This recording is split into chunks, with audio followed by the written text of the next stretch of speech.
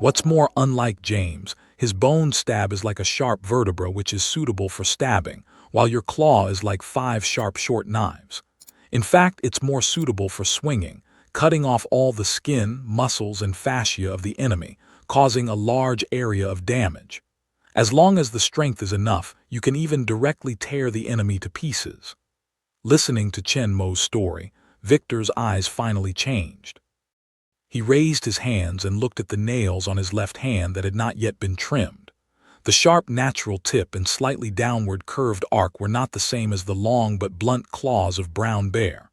Although they were the same long, they were much sharper and sharper. Maybe it can directly pierce the enemy's body, scratch the internal organs, or tear the enemy up like a knife, as Chen Mo said. For the first time in his life, Victor no longer thinks his nails are ugly. The slightly curved arc, sharp tip, and hard and thick texture make him feel wonderful and have a strong expectation for the power of his nails. Don't trim any more in the future. Chen Mo glanced at Victor's right hand, which had been cut short and thin, and said to Victor, "Yes, sir," Victor promised immediately. He now hopes that the nails he cut will grow quickly. He can't wait to see how powerful his claws are and how powerful they can be. Fortunately, his nails are growing very fast and they can be restored in a few days. While Victor was expecting to figure out how to test the power of his claws in the next few days, Chen Mo's next words made him stunned. Looking at Victor and James, Chen Mo said slowly with a serious face, "You can't stay here any longer or you'll be found out sooner or later." As soon as Chen Mo's words were over, Victor's face changed greatly and he began in a hurry. "Sir, please don't drive us away." James, who was standing beside him, heard Chen Mo's words with a panic on his face. He finally saved him and took him in. He didn't have to run away or suffer from cold outside. Now if he drives them away again, they will run away again. Ordinary bereaved dogs are in danger. Victor didn't know what happened in Hollet Manor. He just thought that they were still searching for 2 people. Once they caught them, they would be locked up as monsters even if they didn't die, especially James with strange bones and claws. So when he heard Chen Mo's words, Victor, who thought he was going to drive them away, pleaded to Chen Mo anxiously, "We can help you."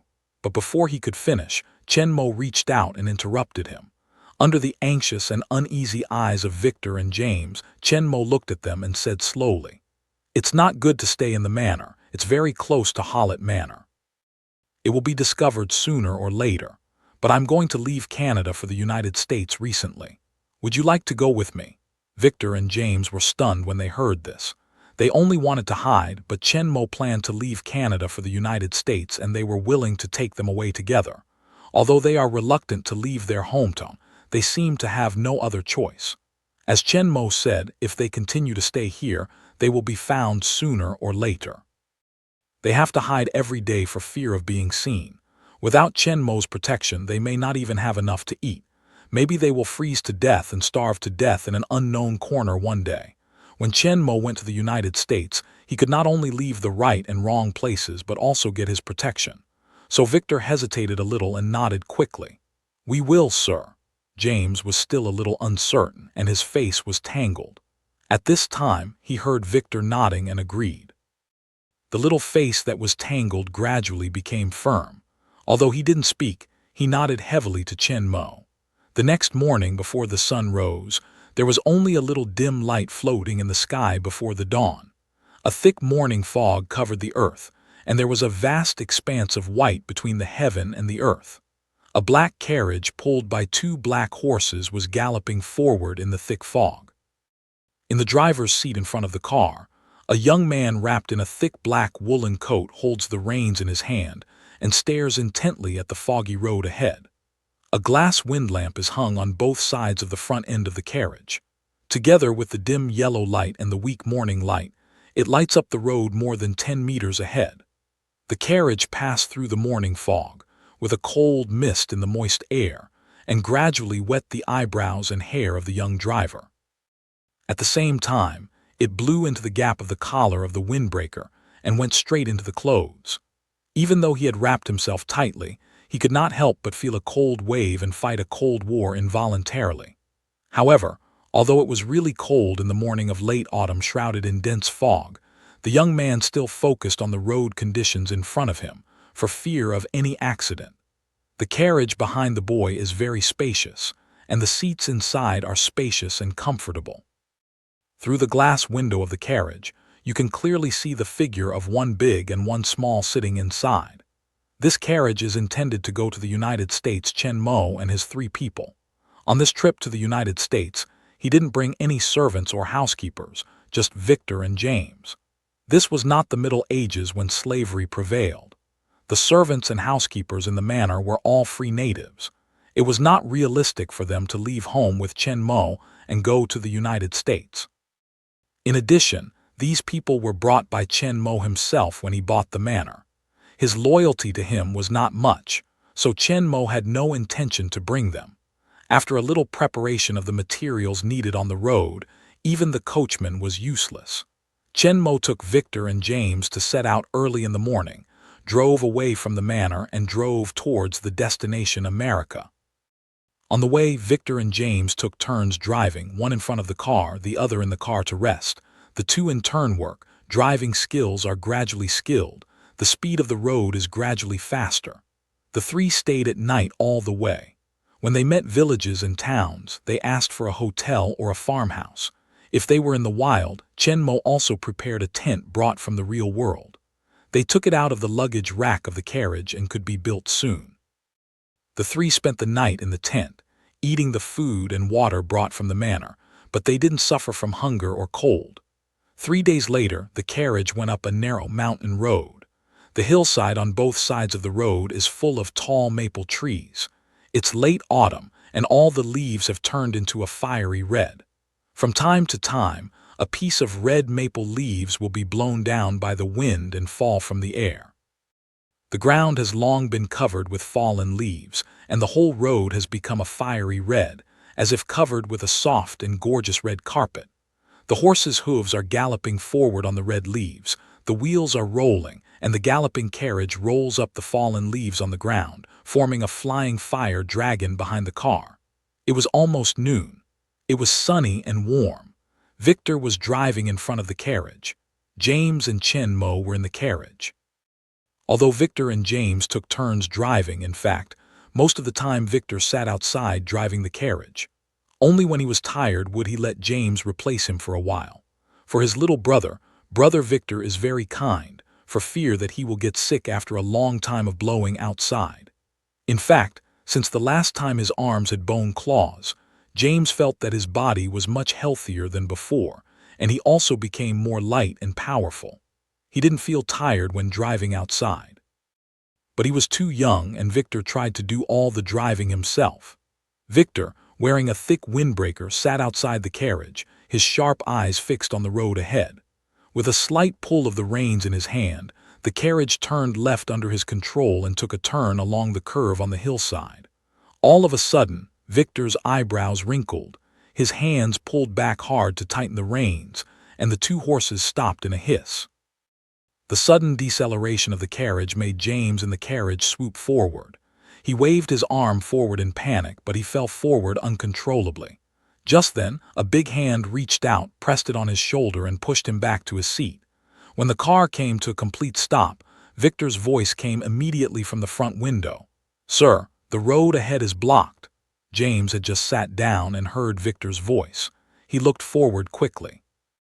Through the window, he saw a dead tree, which was more than 1 person thick, running across the middle of the road ahead, just blocking the road ahead. In this era, the carriage is not an off-road vehicle, and the shock absorption system is very simple, let alone the thick trunk of this man. Even a slightly larger stone may damage the carriage. But why does such a large piece of dead tree appear in the middle of the road? It doesn't look like a dead tree on the side of the road was blown down by the wind. It just fell in the middle of the road. It looks more like someone moved it from another place. James looked at the situation in front of him. His face was at a loss, while Chen Mo's face showed a funny smile. James in the car and Victor, who turned around near the front window glass, both saw the smile on Chen Mo's face. They were puzzled, but soon their attention was attracted by the movement outside.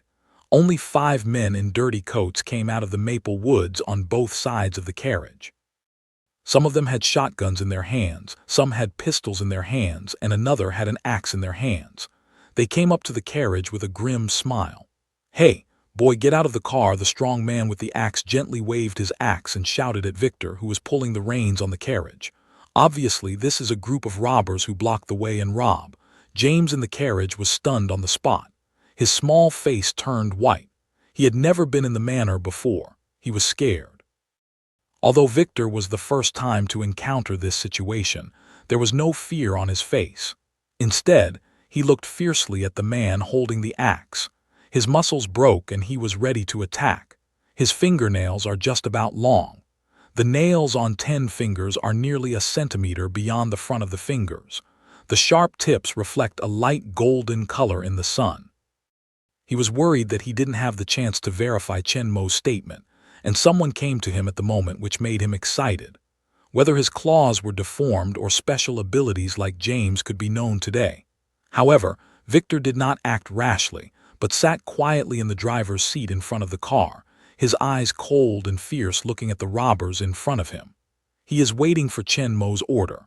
After all, their current status is Chen Mo's entourage. They must obey his order and cannot make their own decisions. This is the most basic requirement of an entourage. Soon, Chen Mo's low and majestic voice sounded faintly in the carriage. "Kill them." Victor's mind is relatively simple, and he doesn't consider why Chen Mo thinks their 2 children can defeat 5 armed adults. "At this time, I was already on the line. Either you die or I live." At the command of Chen Mo, Victor, who was ready for it, rushed out in a flash and roared at the robber with an axe in front of him. However, he didn't find that his fingernails were also gradually elongated when he washed them in front of him. Originally, they were only slightly stretched out. Nails less than 1 centimeter long soon grew to more than 2 centimeters long, and the tips became more sharp. James in the car saw Victor rush out towards the robber through the front window. First, he was in a panic.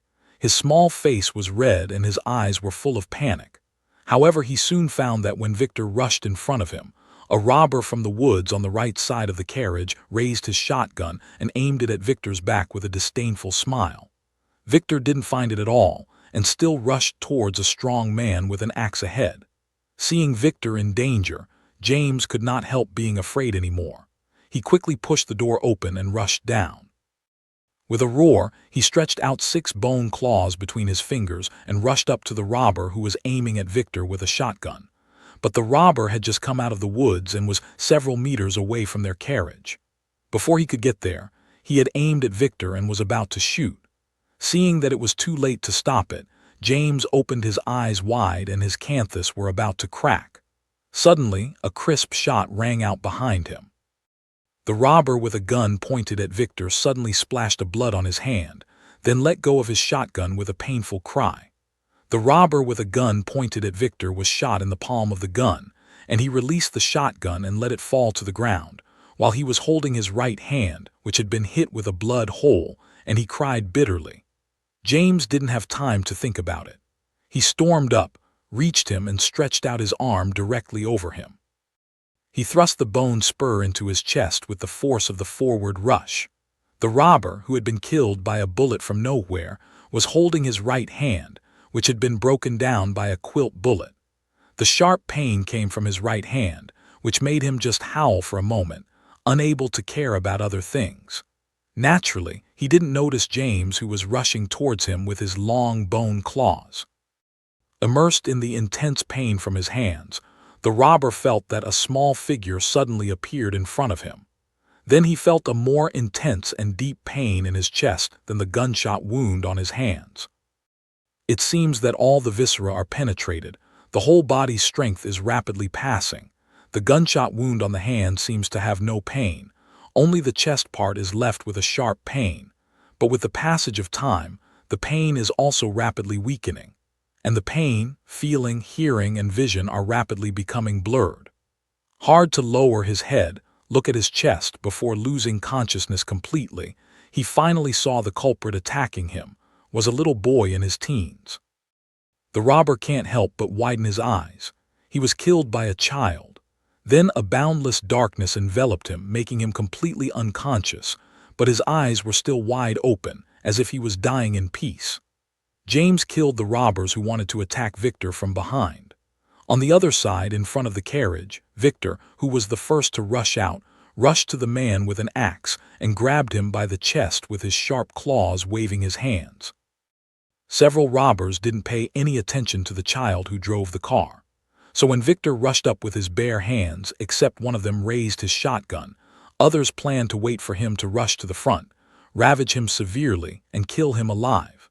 It's more interesting than killing him directly with a gun. In particular, the strong man holding the axe with a ferocious smile raised the axe with both hands and planned to take off the little guy's arm first. However, Victor is more flexible and aggressive than they think. He roars and rushes forward. When the strong man wields an axe to chop at him, he dodges the powerful chop. Before the strong man can take back the axe and launch another attack, Victor has already jumped into the other side's arms. Hands toward each other, he grabbed it hard on his chest. The sharp nails easily pierced his clothes and deeply pierced his muscles, which made the ferocious expression of the strong man stiff. A touch of pain appeared on his face, making his expression more ferocious.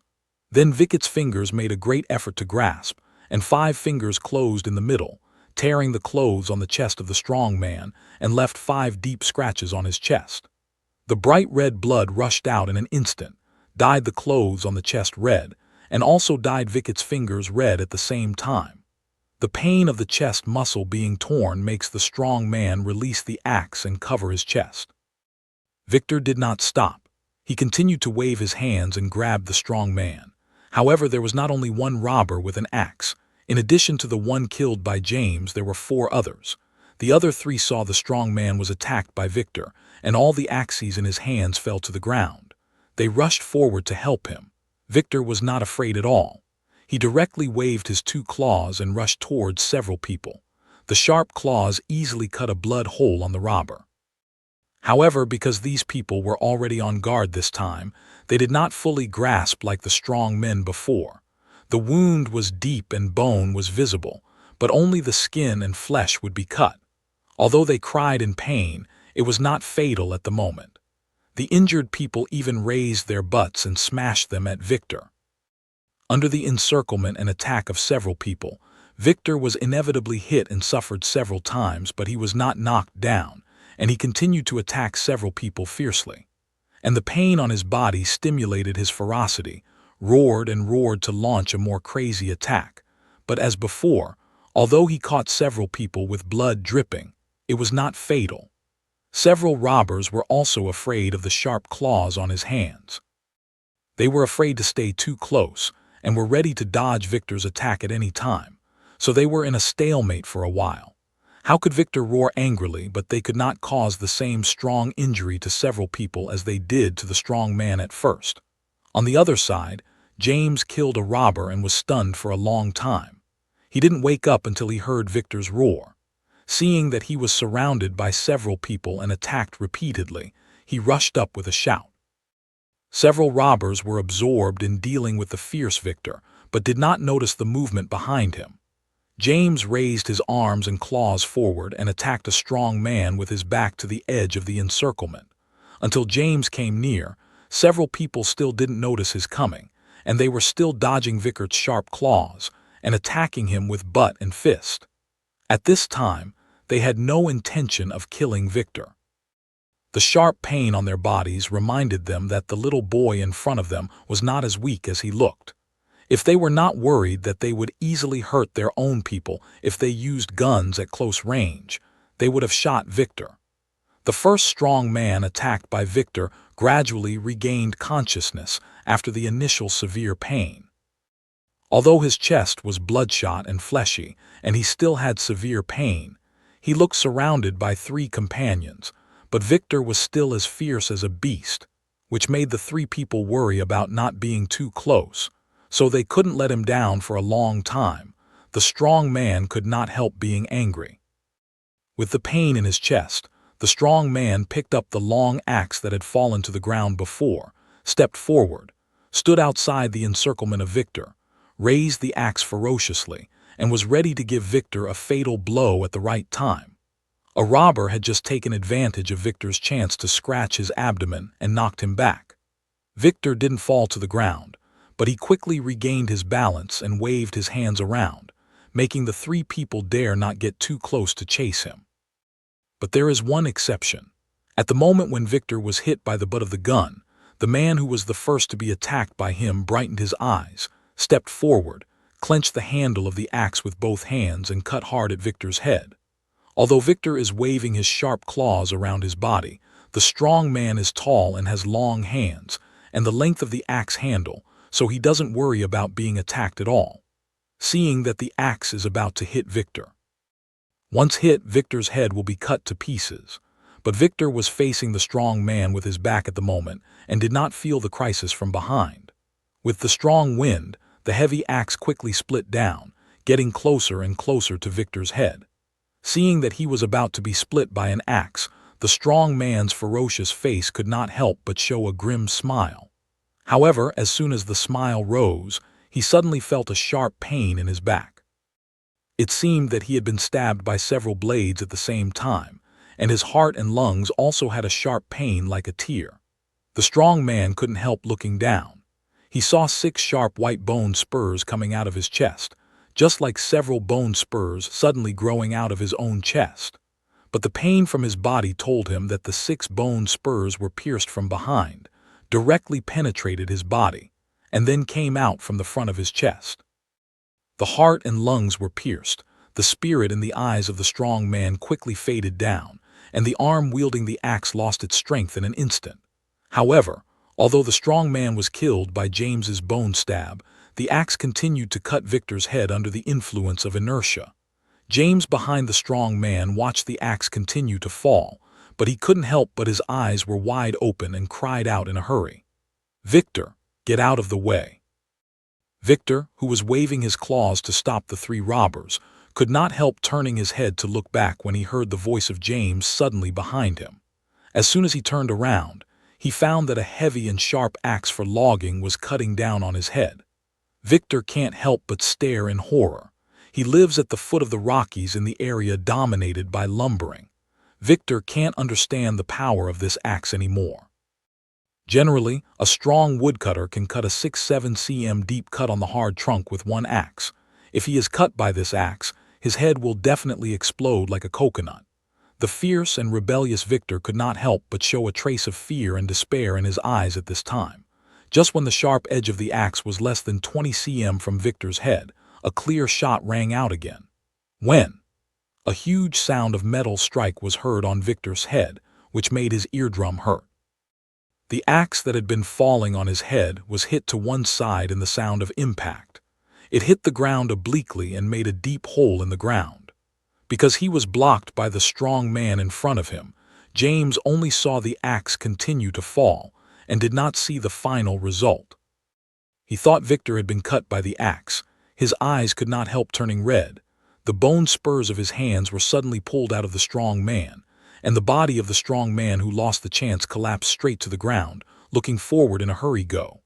Without the strong man's body, James finally saw Victor on the opposite side, but Victor did not get hit by the axe as he thought, but stood there unharmed. The axe that had been cut at him was falling on the ground, with no trace of blood on it. Thinking of the familiar clear shot that just sounded, James couldn't help guessing. Victor also heard the sound of the gun. He knew that someone was shooting at his axe, but Chen Mo was the only one who could help them. When they first met with Chen Mo showed great speed when he rushed down from the carriage, which also proved that he had far more strength than ordinary people. It's not surprising that he had such a precise shooting technique now. But at this time, the two didn't even have time to think about it. The other 3 robbers also found that their accomplice was killed by a teenager from behind. "That kid killed Tom. Kill him." The remaining 3 robbers were furious and rushed up to the 2 men. Victor and James saw that they also hurriedly waved their paws towards the 3 men. James, who was a little afraid before, had adapted to the fighting state after killing 2 people. At this time, although he did not flinch in the face of 3 fierce adults, he raised his arms to extend his bone claws forward and rushed to the nearest robber with a shotgun. But before he was able to kill 2 people in a row, It was a surprise attack. At this time, the other side was ready, and James himself had no fighting experience. When he roared to the robber, he was hit by the other side's butt. Looking at James, who fell to the ground, the robber's eyes flashed with a strong sense of killing. It was the kid who just killed Tom from behind. At this time, he fell to the ground and didn't have to worry about hurting his companion by shooting. So the robber immediately raised his gun and aimed it at James, who fell to the ground. Victor was shocked. Even if he wanted to rush up and push the gun, he was kicked to the ground by a robber on his side because he ignored the defense. He couldn't stop him at all. Victor lay on the ground, ignoring his pain, and looked up at James, who was not far away from him, and shouted, "Jimmy!" Just as the robber was about to pull the trigger, the clear shot rang out again. Bang! The robber was shot on the back of his hand just like the first one. He let go of his shotgun and hugged his hands. Victor and James were stunned at first, then they quickly reacted, quickly got up from the ground and rushed together. "Back to back!" cried Victor to James. Although he had never rehearsed before, James was quick to understand when he heard the words.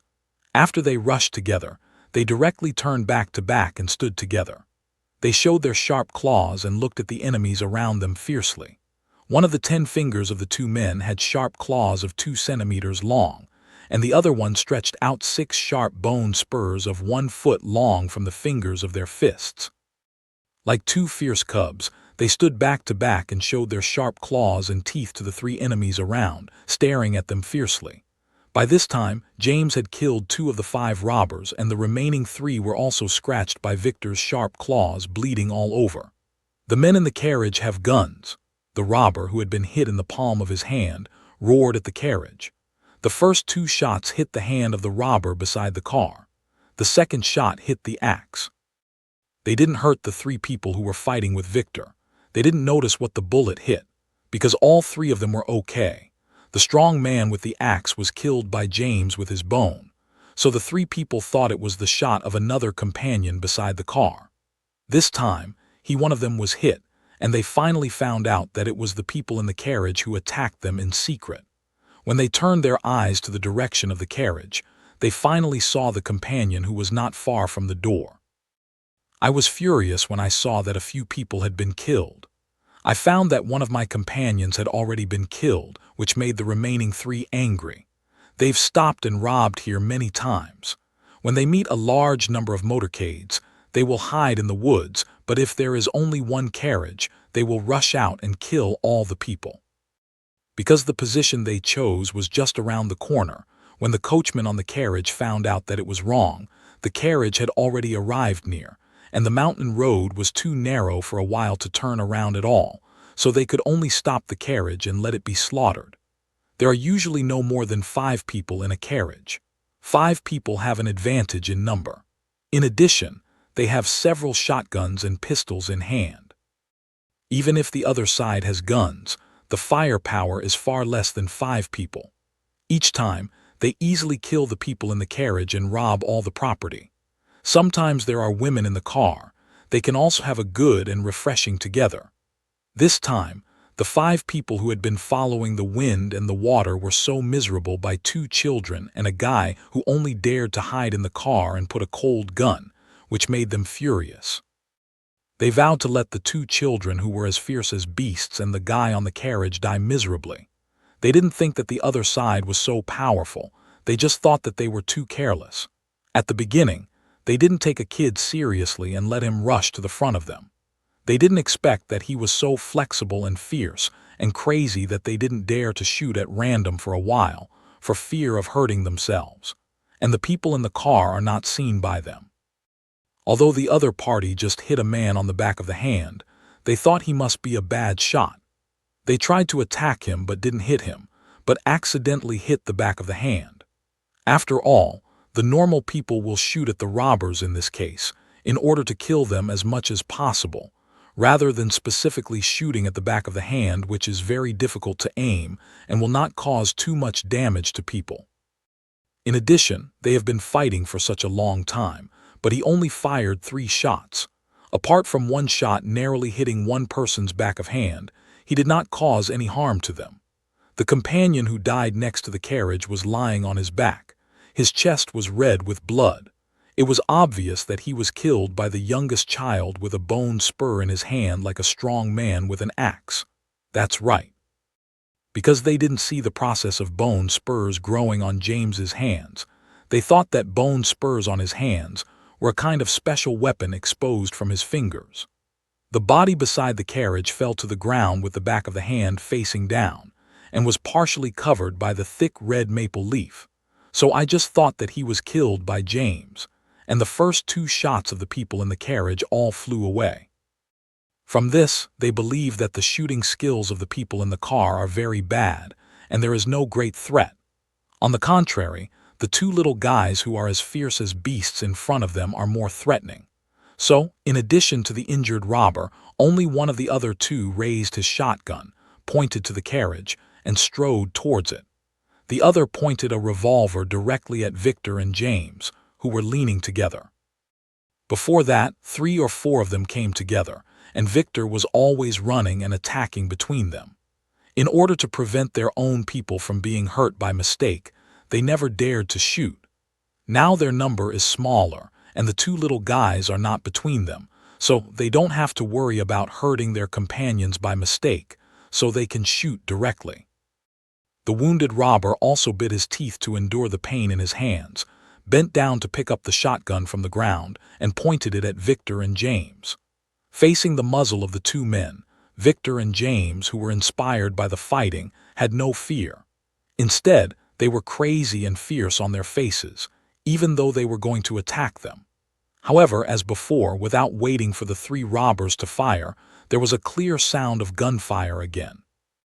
This time, they finally saw clearly that 3 consecutive gun flames almost connected in front of the carriage window lit up, and then the 3 felt a sharp pain in the hands holding the gun, and unconsciously released the gun. All 3 of the remaining robbers were injured this time, and one of them was shot with both hands. "Kill them" is as like as 2 peas in the car. It is a voice that is just like the one on the bus. It reminds me of the feeling that I could be killed any time. The visison of 2 faces on the face of Victor and James cannot help but shout. At this time, the remaining 3 robbers have been injured and have no weapons in their hands. However, Victor and James are still young. Although their physical strength and speed are much stronger than those of their peers due to their special physique, they still have a big gap compared with strong adults. Even though all 3 robbers have been injured, they have not lost their fighting power. James raised his bone claws and roared at a robber, but he was kicked by the other side and fell heavily to the ground. He was able to kill 2 people in a row by surprise attack. With the sharp claws of his hands, he directly pierced the body of the other party and killed him. Once the other party had a defense, it was not too difficult to beat him back with the height and legs of an adult. After all, he is only a child with a higher strength and a weapon than his peers. In case of surprise, an adult can be killed by sneak attack with a weapon, but once facing up, he has no advantage.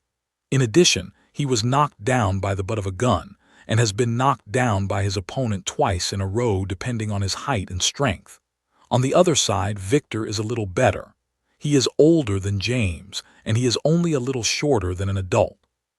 He is a little thin, but his strength is almost the same as that of an ordinary adult, and his flexibility is much stronger than that of an ordinary person. At this time, the enemy had no weapons in his hands and could not resist his attack at all. He grabbed a long cut with deep visible bones on his body, which soon became bloody. With one pair of 2, they didn't lose the wind at all. Their fists and feet landed on him, which only made his movements a little bit. When he fell into a crazy state, he seemed to feel no pain at all. He roared at them again and again. Victor became braver and braver, gradually found the feeling of fighting, and began to press 2 people to fight. The 2 robbers had no power to fight back, and could fight back at first.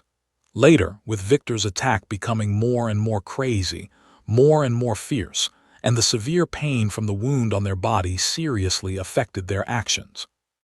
Gradually, they could only resist, and the wound on their body became more and more serious the more blood flows out of the wound. With more and more blood loss, the movements of the 2 men became more and more slow, and gradually they could not even stand upright. They were weak and bent, and they tried to resist Victor's attack in vain. Although Victor was in a state of crazy fighting, he was still keen to find the changes of the two men, and there was a flash of blood in his crazy and fierce eyes. Before two people stood up straight body, add arm block, Victor toward their neck attack several times, but all were blocked down. Now their bodies are bent down and their arms are barely raised in front of their chest.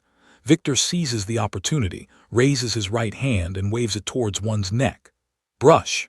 There was a sound of muscle tearing, and several deep scratches appeared on the neck of the robber attacked by Victor. The red flesh rolled out, and the red blood splashed out. The robber involuntarily took back his hands and covered his neck with strength, but he could not stop the loss of blood from his body and the red blood from his fingers. He said, "Drink, drink. I want to speak, but I can't make any sound because my throat has been completely torn. My eyes are full of fear and despair, but I quickly lose my expression, cover my neck and fall to the ground, losing my vitality." Victor used his sharp claw to kill a fierce robber himself, and verified what Chen Mo said before. It turns out that his sharp claw is really like what Chen Mo said, not deformed, but a special ability like James, which makes Victor extremely excited. The nail that I have always regarded as my own defect is actually my innate talent and a powerful weapon that can kill people. This made Victor, who was very proud of himself but felt deeply inferiority for his deformed nails, feel very relaxed and happy. It seems that the boulder in his heart was finally removed and the whole person was understood. Just as Victor was rushing excitedly towards another robber, not far from him, James was in a bitter battle with his opponent. Because of his short stature and lack of strength, and the other side has a defense, James rushes forward with a roar every time, but he is finally dodged by the other side, and he catches the loophole of his attack and kicks him to the ground again and again. But after each fall, James would quickly get up from the ground and continue to attack each other. Like Victor, James, who was in a state of fierce fighting, seemed not to feel pain nor tired and tirelessly attacked the enemy. His opponent was the robber who had both hands injured. Because he had no weapons in his hands and his hands were injured again, he could only attack James with his feet when he failed to avoid. If it is an ordinary teenager, he has already been kicked seriously by his foot, or even killed by breaking his internal organs. But what he faced was James, who had initially awakened to his special abilities. His strength, speed, defense, physical strength, and other aspects were much better than those of ordinary people. His strength and speed were better than those of his peers, and still worse than that of adults, but his physical strength, endurance, and recovery ability were much higher than that of adults, which was enough to make ordinary people lose the attack of fighting ability on him. Not only made his nose blue, face swollen, and whole body embarrassed, but also failed to cause him too much damage, and even his body strength was very abundant. On the contrary, his opponent's dodging and attacking time after time gradually exhausted his physical strength. His breathing became faster and faster. His steps became more and more disorderly, and his eyes on James became more and more flustered from the initial disdain as the battle continued. With the continuous consumption of physical strength, his evasion became more and more laborious, more and more reluctant, no longer as easy as the original, and his attack on James was less and less, weaker and weaker. Finally, when James failed to make an attack and rushed to him again, although he tried to avoid it, he still failed to completely avoid it. He was stabbed by a bone thorn on James's left hand. I put on my thighs. A scream followed, and his movements became more sluggish. James saw that the attack for such a long time finally had an effect. There was a flash of excitement in his eyes. He didn't give the other party the chance to continue to dodge. Instead, James did not pull out the bone spur of his left hand, but took back the right hand of stabbing Kong, and poked it directly from right to left towards the waist of the enemy who was still screaming in front of him. Poop! 3 bone spurs stabbed in from his waist in an instant. All of them were gone, and a more miserable wail followed. The robber hurriedly reached out his hand and grabbed James' right hand, which stabbed him in the waist. James tried hard to pull it out, but he could not move. However, James did not panic but flashed a fierce light in his eyes and pulled out his left hand, which stabbed him in the thigh. Regardless of the other's tragic name, he directly stabbed him in the front. Poop, poop, poop, poop, poop, poop. There were 3 consecutive sounds of entering the flesh. I saw 3 bone spurs of James's left hand stab the robber's chest completely, and all his fists were on the other side's chest. With this last fatal blow, James obviously felt that the strength of the other side to hold his right hand was rapidly weakened.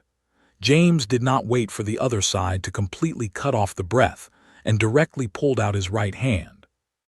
A large amount of blood mixed with the filth in the abdomen was directly sprayed out, and a smell of smoking was quickly filled in the air. James frowned, glanced at the bone spur, which was still smooth and white, and found that there was no blood or filth on it. He was relieved, but secretly vowed that he would never attack the enemy's stomach again. At the same time, James slowly pulled his left hand out of the other side's chest, allowing the other side to fall to the ground and die slowly. After he had disposed of the enemy in front of him, James could not help but turn his head and look at Victor. He saw that his paw cut off the neck of the last enemy, killed him, and then looked at him. Their eyes meet in the air and feel the concern in the eyes of each other. They can't help but have a warm smile on their faces at the same time. In this bloody environment, there are several dead and miserable corpses lying across, but it's not sudden at all. After seeing each other and laughing, their ferocity and murderous spirit quickly subsided and returned to the state before killing. However, their eyes changed a lot compared with the previous ones. Victor has become sharper with a sharp eye, and the whole human temperament has become more confident and rebellious. If Victor was a tiger in the park before, but he was fierce in appearance and didn't know that he was the king of beasts who could dominate the jungle. Now, after the baptism of this battle, he has recognized his own strength, and talent. Kurt has completely completed the transformation and become a fierce tiger in the real Zio jungle. James has changed even more. Originally, he was fragile, timid, and charming. He was an innocent child who was favored by all. Although he had experienced the upheaval of Hollet Manor and killed his biological father Thomas Logan himself, he also suffered from the loss of his adoptive father John Hollet and his mother's abandonment, becoming more sensitive and vulnerable. When he met these robbers, he didn't dare to attack him until he saw Victor was in danger, so he abandoned his fear and rushed forward to attack. And in the battle, he inspired the wildness in his heart, and gradually turned from the original frailty and timidity into a brave and fierce beast. Even after the battle ended and recovered to normal, his eyes were still sharp and strong, and no longer weak. Before returning to the carriage side by side, the 2 men saw Chen Mo slowly walking down from the carriage, looking at them gently and carefully with approval on his face. Feeling the approval and warmth in Chen Mo's eyes, Victor and James could not help but feel warm in their hearts. They are also very satisfied with their performance and change just now, but they are very clear who gave them this opportunity, and have been protecting and helping them all the time, so that they can hone themselves without danger and successfully complete the spiritual transformation and become really strong. Without Chen Mo's escort, several robbers had killed both of them in several attacks with shotguns and axes. How could they be easily killed by both of their children? In addition, Chen Mo helped take them in when they were most helpless and took them away from the right or wrong sad place. They went south to the United States to start a new life. For Chen Mo, there was only deep gratitude and admiration in their hearts. Several robbers thought Chen Mo's shooting method was bad, but they both knew clearly how powerful Chen Mo's shooting method was. They attacked several times in succession. Each time they could hit the target in time and accurately. It's important to know that both the hand holding the gun and the axe face falling rapidly are not exposed in front of Chen Mo, which is the size of 2 eggs. However, Chen Mo can hit accurately every time. What's more, the hand gun with short barrel is not the rifle with high precision. Even though they grew up at the foot of the Rockies and heard the stories of countless powerful hunters, they never heard of such a powerful shooter. With the strong speed Chen Mo showed when they first met, they admired Chen Mo's strength. "Sir, the enemy has all been dealt with." Victor looked at Chen Mo and said respectfully, as usual, he was more respectful than before. Although they have just killed 5 fierce robbers, they are not arrogant. They clearly know that Chen Mo's strength is much stronger than them. It's easy to deal with these robbers. It's just to train them both. Although both of them are young and not particularly clever, they can also see Chen Mo's good intentions and respect him more. They have not slighted or despised him because they realize their special abilities and talents. This time, James didn't stop talking as shyly as before but looked up at Chen Mo. His round face was full of gratitude. He said solemnly, "Thank you, sir."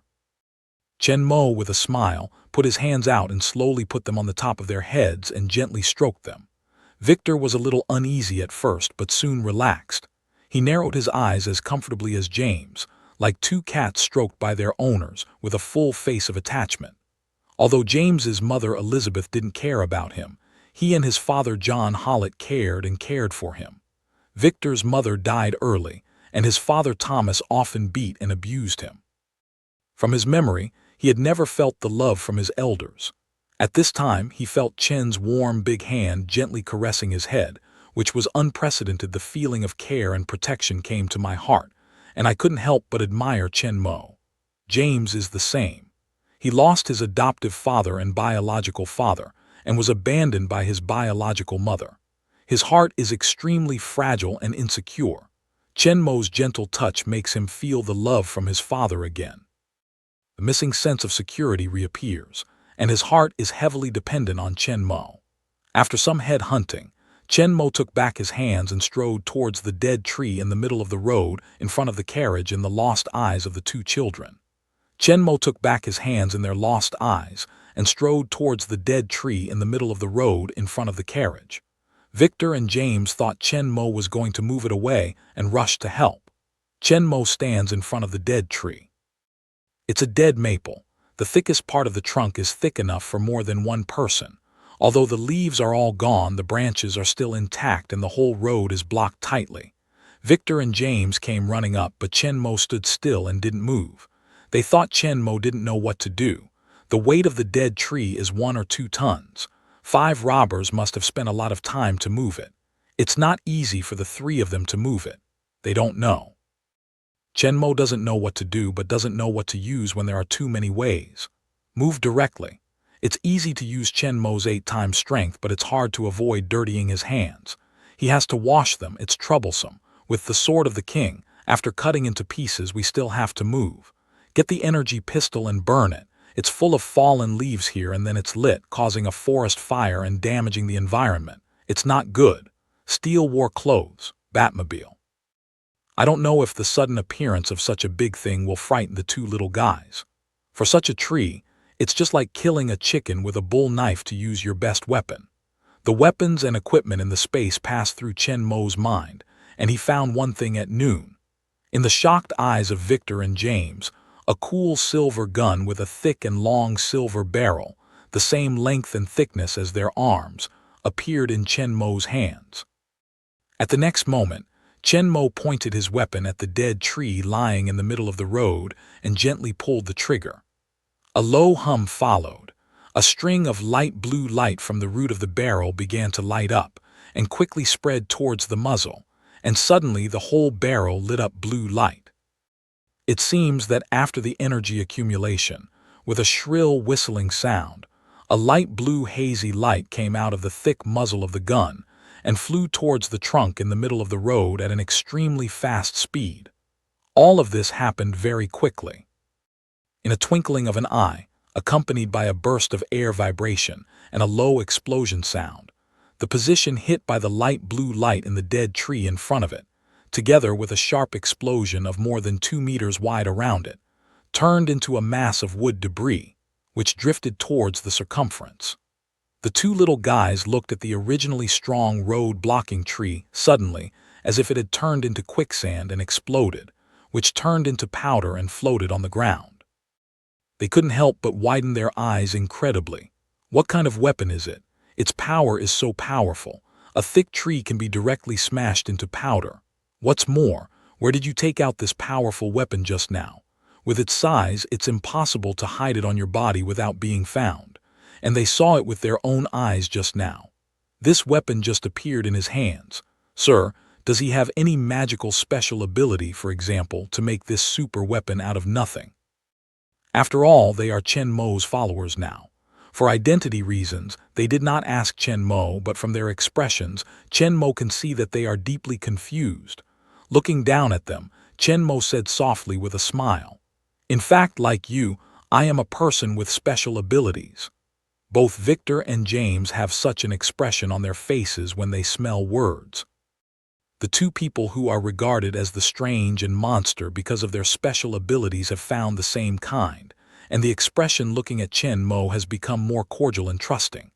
Compared with ordinary people, we have the powerful special abilities they don't have and more powerful forces than them. In their eyes, we are monsters. In fact, we are the real strong ones. Chen Mo's words brightened their eyes. As for my ability, you will know later. Chen Mo didn't figure out how to explain his ability to strengthen his body, space capability, foresee the future, so he just sold them first. Anyway, he didn't plan to hide them completely. He would inevitably show his abilities in front of them and let them feel better slowly. Chen Mo said, regardless of the extremely curious look on their faces, they strode towards the carriage. While walking, Chen Mo's voice also came. "I've wasted a lot of time. Hurry up." Still immersed in the huge power of the sonic gun Chen just brought out, and the surprise that Chen Mo and them are the same kind, two little guys heard Chen Mo's order, hurriedly packed up their mood and ran to catch up with Chen Mo. This time, James took the initiative to get into the driver's seat in front of the car and drive by himself. But James's performance in the battle just now really impressed Victor. In terms of quantity, the enemy James killed was still on top of him. While he was proud of his little brother, Victor also knew that James was not as fragile as he imagined. He didn't fight with him either. With a smile of approval from James, Victor got into the carriage. With his brother's approval and recognition, James proudly raised his round face, shook the reins with great force, and shouted loudly in his mouth, "Drive!" Through this battle, Chen Mo not only won the approval of the two small companies and deepened the relationship, but also learned about their current strength through their performance in the battle. At first, Chen Mo worried that the two were still young, their abilities were not fully awakened, and their self-healing abilities were not at their peak. They could be attacked by bullets without any problems. Chen Mo is not sure whether they can survive being hit by bullets in the head and heart, so he always pays attention to the battlefield at the beginning. When they are threatened by guns and axes, they shoot in time to eliminate the threat so that they can fight and exercise under the premise of safety. Finally, according to the fighting performance of the two men, the result also confirms Chen Mo's conjecture. James's ability was just awakened after his adoptive father was killed.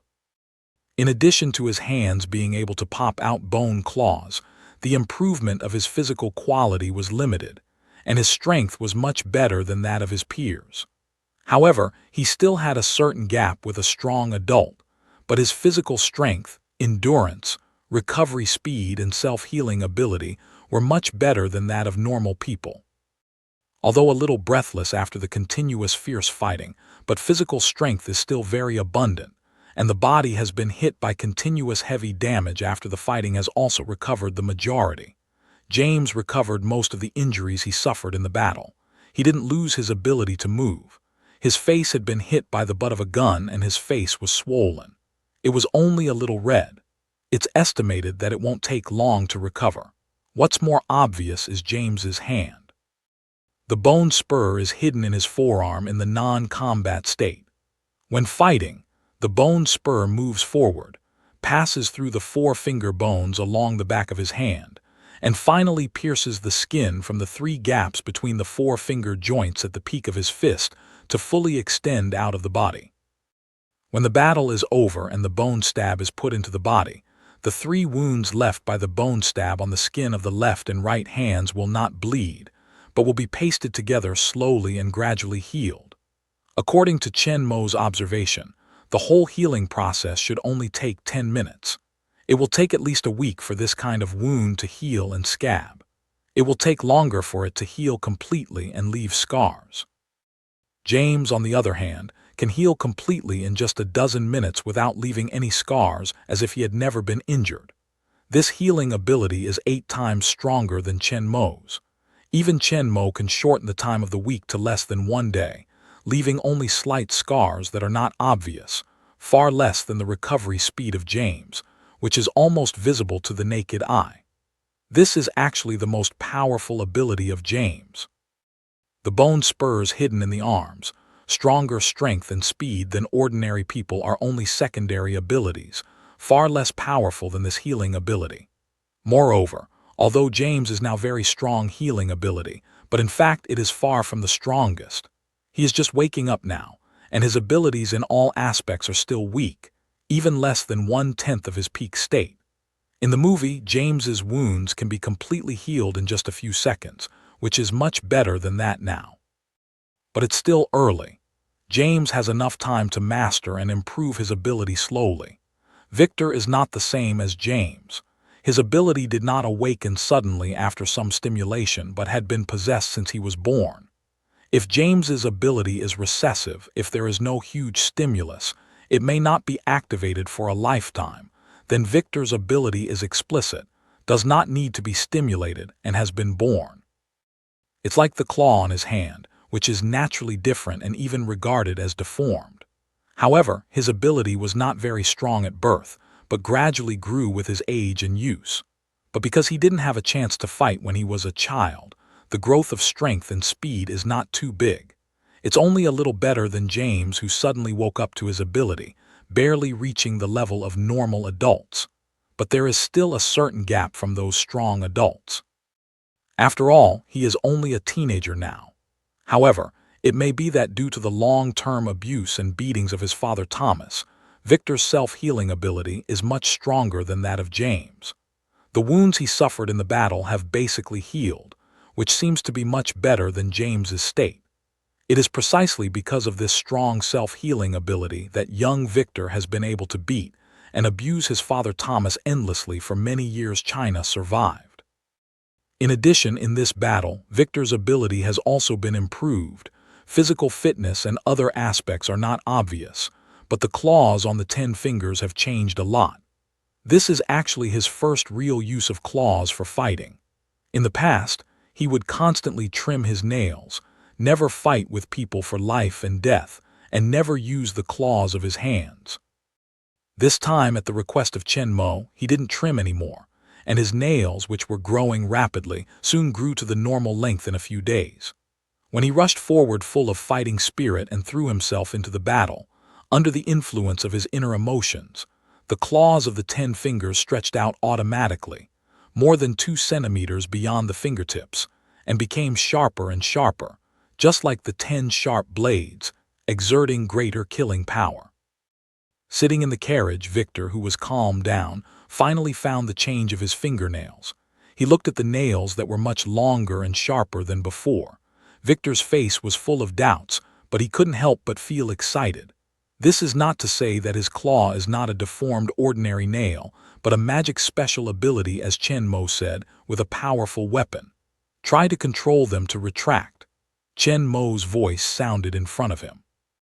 Victor looks up at Chen Mo and feels the determination in Chen Mo's eyes. Victor is full of confidence. He stretches his hands in front of him with a little expectation in his heart and meditates to take back his claws. The first 10 long claws didn't react at all, but Victor didn't get discouraged. He kept trying. Finally, when he put his consciousness on the tip of his finger, he tried to control the nail to recover, like controlling the finger to bend. This time, the claw at the fingertip finally reacted. With Victor's consciousness control, he reached out his fingertip for more than 2 centimeters. The claw slowly recovered, and finally only showed a fingertip less than 1 cm. Although it still looks sharp and strange, it is not as fierce and wild as the long claw before, just like a fierce beast. Seeing that his claw can really control the retraction, Victor's eyes can't help flashing a little excitement, and then he tried to extend it again. With the previous success, Victor could easily spring his claw out this time. After several attempts in a row, Victor looks at Chen Mo excitedly. His claws are really as flexible as James's, and he has shown a strong attack power in the battle before, which is no less than James's double-arm bone stab. Victor is fully convinced that this is not a deformity, but a very similar powerful ability of their brothers. Now Victor looked at the sharp fingernails on his fingers, and there was no more disgust and conflict, but full of pride and pride. The look in the eyes also became brighter, and the whole person became more confident and sharp. It turns out that I am not a monster or a freak, but a strong person with strong special abilities, just like Chen Mo in front of me. After fighting and killing the 5 robbers blocking the road, Chen and Mew went on their way to America. It was not peaceful all the way back. I met several robbers and bandits successively, but they were all killed by Victor and James. Although they are still young, they are ferocious in the battle. Moreover, they have more and more experience and receive less and less damage in the battle. At the beginning of the battle, Chen Mo not only killed those weapons that were aimed at them and posed a threat to them, but also paid attention to them all the time in the process of fighting. He often needed help to solve some potentially fatal threats. However, later, the 2 men were able to deal with the general situation flexibly. They tried to avoid the enemy's attack in the battle and didn't give them the chance to launch a deadly attack. Chen Mo's number of shots during the battle gradually decreased. In this battle, the 2 men showed great fighting talent and became more and more proficient in fighting skills. However, compared with their original state, if they started fighting skills in turn, the 2 men would be the same level of street gangsters who often fought. They bullied each other by virtue of their physical strength, endurance, and strong self-healing ability that ignored ordinary injuries. It's okay for ordinary robbers. If they meet enemies with excellent fighting ability, they still have to kneel. However, in the coming days, Chen Mo is confident to turn them into the most powerful soldiers with their outstanding talent and strong talent for fighting. It took nearly half a month for them to cross the Canadian border and enter the United States. However, Chen Mo did not stop at this point but continued to the east, through the plains, mountains, through the wilderness, villages, towns, and nearly 10 days later, they finally reached the destination, the largest city in the United States, New York. New York in the early 19th century was familiar and unfamiliar to Chen Mo. He lived in New York for a long time when he was captain of the United States, but it was the first half of the 20th century, almost 100 years from now. The majestic Trinity Church has been standing in Manhattan for more than 100 years, and the Metropolitan Museum with thick medieval Gothic style has been built for more than 30 years. Many buildings in Wall Street, the financial center of the United States, are no different from those in 100 years.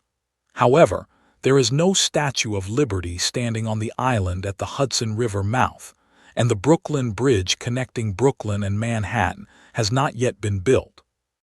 Many of the landmark buildings Chen Mo is familiar with in the future are only low bungalows, small buildings, and even a piece of undeveloped wasteland. Only in the south of Manhattan, there are still many shadows of future metropolis in the region.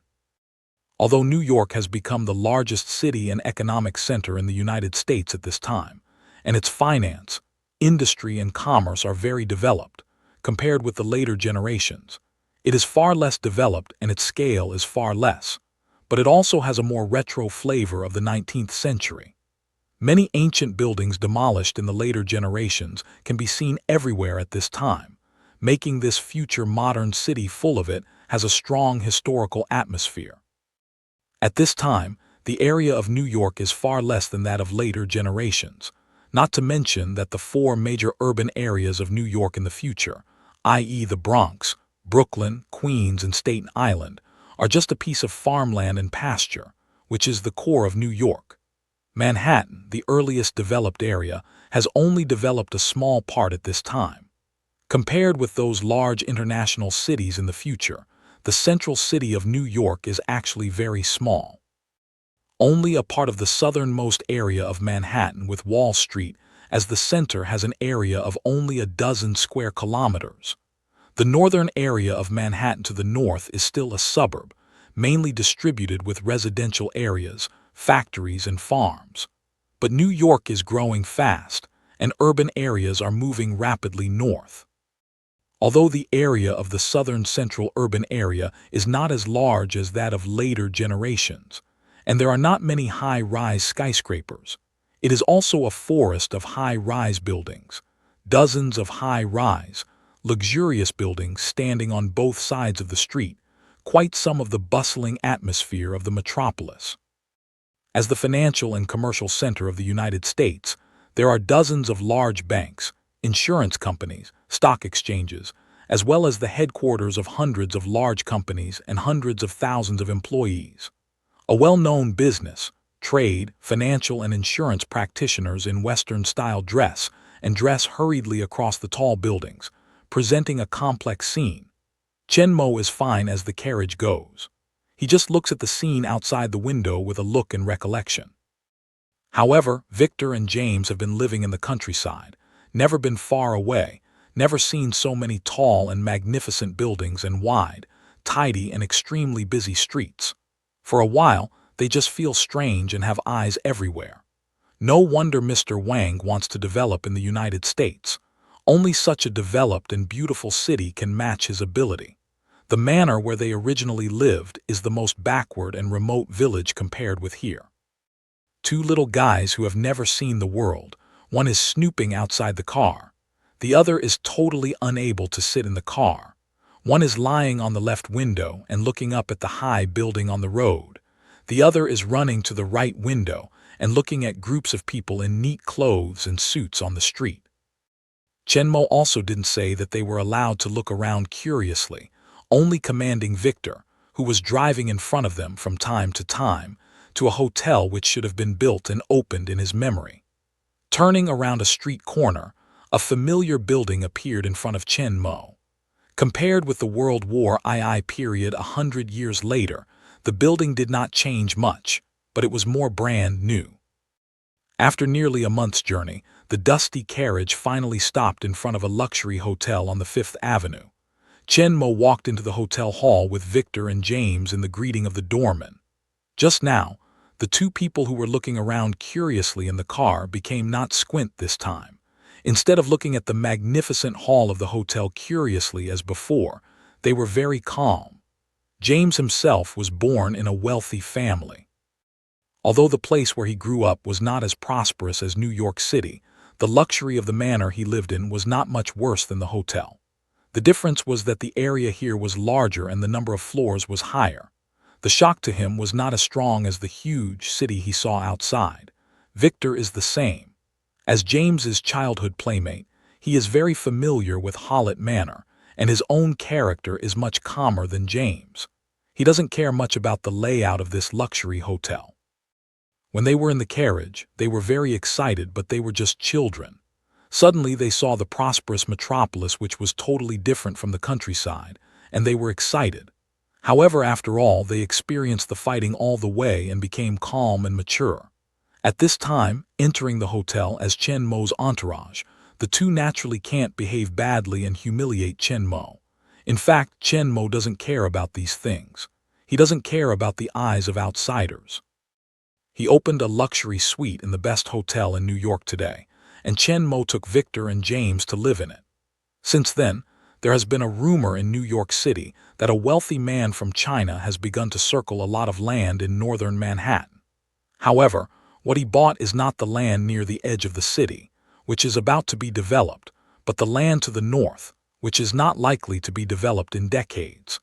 People who heard the news all laughed at the stupidity of this Chinese rich man. With the money, it would be better to invest in the southern Manhattan area to be developed. Although the land price there has increased a lot, there is still a huge gap with the developed urban area. Even if you don't have to wait until last few months, when the city expands there and sells the land directly, it can double several times, making a proper and steady business without loss.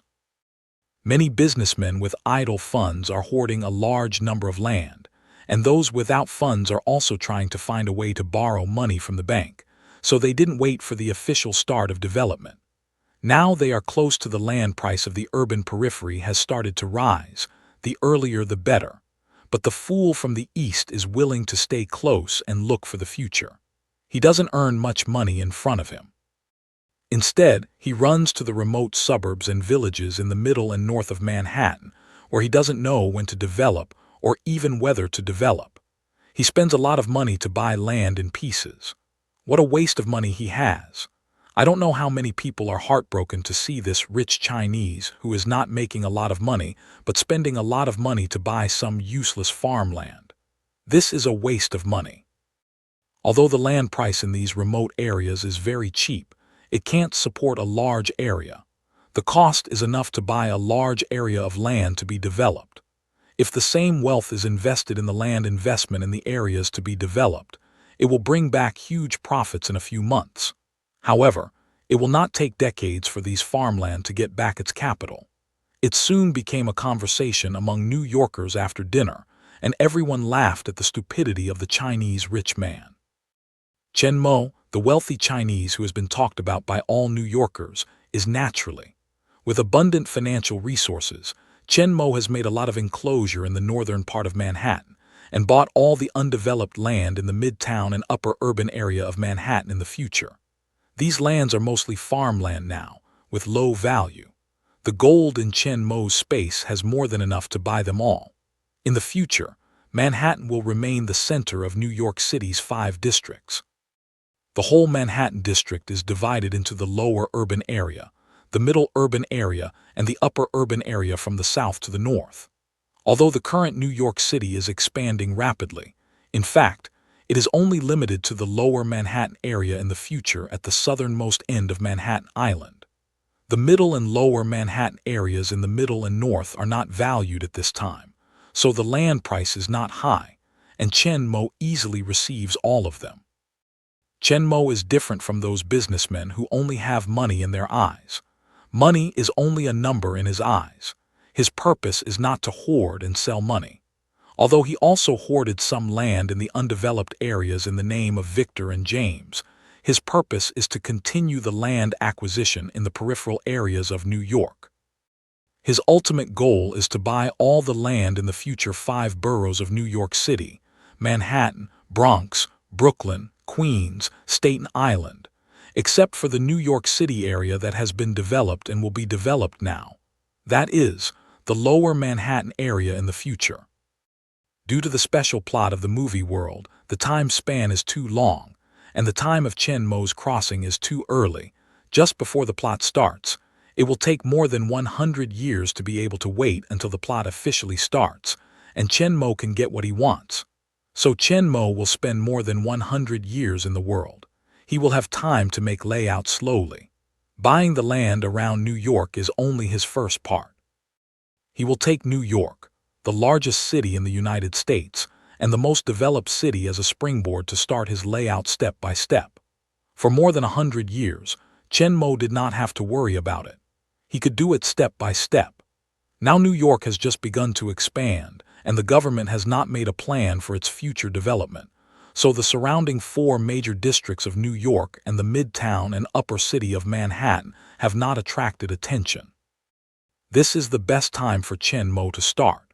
When businessmen or the government realize that the future development of New York will not be limited to this small area, it is impossible for Chen Mo to grasp all these lands. If the government doesn't intervene then, the businessmen who see money as life will come like sharks smelling blood. Then Chen Mo can't eat the huge cake alone. It's not like now that Chen is trying to encircle the land in a bright way, but he is ridiculed as a fool by these businessmen. He doesn't mean to compete with him at all. Unless we know the future development of New York like Chen Mo, who would have thought that the area of New York would expand hundreds of times in the future. At that time, New York was already the largest and most developed city in the United States, with a core urban area of more than 10 square kilometers and a large number of tall buildings, accommodating hundreds of thousands of business, trade, finance, and insurance practitioners. It was the economic center of the whole United States. Now New York has become so powerful that it has reached the peak in the minds of many people.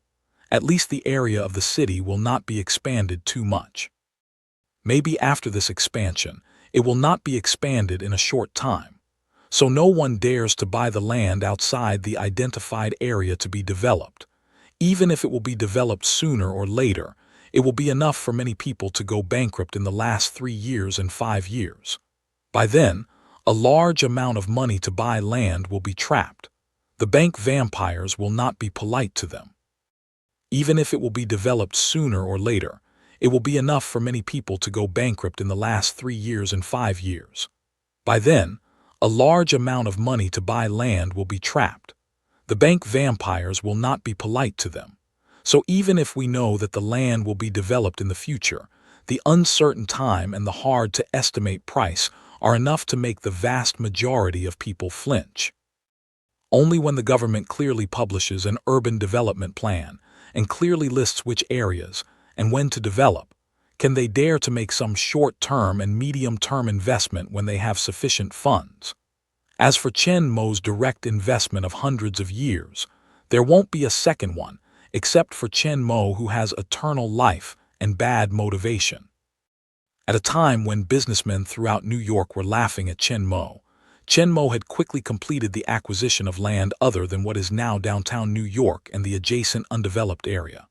That is to say, in addition to the lower part of Manhattan in the future, the middle and upper parts of Manhattan have been controlled by Chen Mo. You know, with the development of the times, the old urban area of lower Manhattan is far from meeting the development needs of New York, an international metropolis. The center of New York gradually moves north. The middle Manhattan gradually becomes the center of Manhattan, the most crowded and prosperous area of New York, and the most skyscraper-dense area in the world. The Empire State Building, Rockefeller Center, and other New York landmark buildings, world-famous office buildings, are located here. And the upper Manhattan in the north is the rich residential area of the future, which can be called land and money. After buying more than half of Manhattan decades in advance, Chen Mo's gold has also consumed nearly half of it. After all, he just put a box of gold in his space for emergency. He can buy most of Manhattan because the land price is cheap now, and Chen Mo's space is large, and he doesn't need to think about the weight. He fills a large box full. However, the gold brought by Chen Mo is limited. The future plan cannot rely on the gold in the space alone. Otherwise, Chen Mo must start to create his own industry and provide sufficient funds for his future plan. So, after buying most of Manhattan, Chen Mo did not continue to circle around New York, but began to carry out business layout. The first industrial revolution started in Europe has spread to the United States. At that time, industrial revolution is taking place in the northern and central areas of the United States with rapid industrial development. Industrial machinery powered by steam engines has been widely used in industrial production. Population-intensive industries such as textiles and clothing have gradually been replaced by factories producing large machines. However, Chen Mo did not go back to his old business and set up an automobile manufacturing company, because at this time, let alone the automobile, there is no shadow of the internal combustion engine. Now it is the late period of the first industrial revolution. The core equipment of this industrial revolution is the steam engine. The first real internal combustion engine will not be manufactured until 1866, and the automobile will not appear until 1885. As for the use of steam engine to make automobiles, because of the huge volume of steam engine and the need to continuously add fuel, it is impossible to make automobiles of too small size, and the speed cannot be raised at all, which has no practical significance at all, and the market prospect is not great. And if it's going to be big, it's a steam-powered train. However, although the first steam train had been successfully built as early as 1825, it was not until 1863 that the United States began to build the first domestic railway, the Pacific Railway.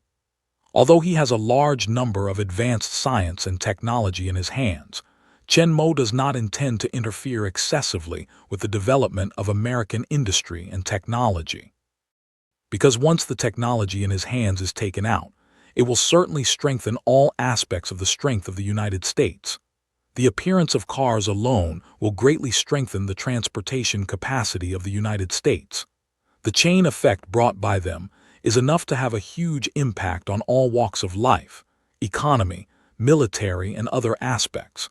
Not to mention that Chen Mo still has a large number of other technologies in his hands. Even if he doesn't directly put out two advanced technologies, but only advances the emergence time of some things, it will inevitably lead to a huge change in the national strength of the United States, and then affect the future direction of the world. If the change is too big, which leads to exceeding the ability of scenario correction, and the key scenario he waits for cannot happen smoothly, then his purpose will not be realized, and more than 100 years of waiting will be wasted. So before he finally reaches his goal, Chen Mo will not significantly change history, especially in science and technology, industry, military, and other aspects. However, this doesn't mean that Chen Mo must be careful, look forward to what he does, and can't let go of his actions. According to Chen Mo's experience of so many experiences, the movie world's own plot correction ability is actually very strong. For example, he made many changes in the world of Captain America. The fate of Hydra, Aegis, Dr. Erskine, Howard Stark, and even Captain America and Carter were completely rewritten. But in the end, when Chen Mo returned 70 years later, at least everything on the surface was revised by the plot. Of course, Chen Mo's changes still exist, yes, but it didn't affect the plot of Iron Man. This shows that the plot can be automatically revised within a certain limit and pushed forward according to the plot of the movie as much as possible. But if Chen Mo killed Howard or castrated him at the beginning, the plot of Iron Man will not happen again. Chen Mo's goal in this world is the X-plan created by Stryker during the Vietnam War in more than 100 years. So some things that are not too relevant can be changed, such as economy, business, finance, etc., but related to important historical process, military science and technology development. Chen Mo is not sure if the change he caused is too big, it will affect the development of the plot, or even directly lead to the disappearance of Stryker. So to be on the safe side, Chen Mo decided not to intervene in the industry, science and technology, military and other aspects of the United States, accelerate or slow its development. But this does not mean that Chen Mo did nothing. Chen Mo, who has a library in his brain, knows clearly every detail of the recent history of the United States, the time of every important scientific and technological invention, when something new has been made, and many critical moments that represent great opportunities. If he wants to, just a few days in advance, he can take a step forward. These opportunities are in your own hands and will not have a great impact on the overall development. It is equivalent to saying that Chen Mo does not need to make use of the technology in his hands to earn profits and develop forces, but to seize opportunities of others in advance and take the interests and forces that belong to others as his own. Of course, Chen Mo's brain is extremely developed. Only when he has installed the entire library and knows the modern history of the United States can he achieve this. Mr. Chen's acquisition of land in north-central Manhattan is just the beginning of decades of planning ahead of time.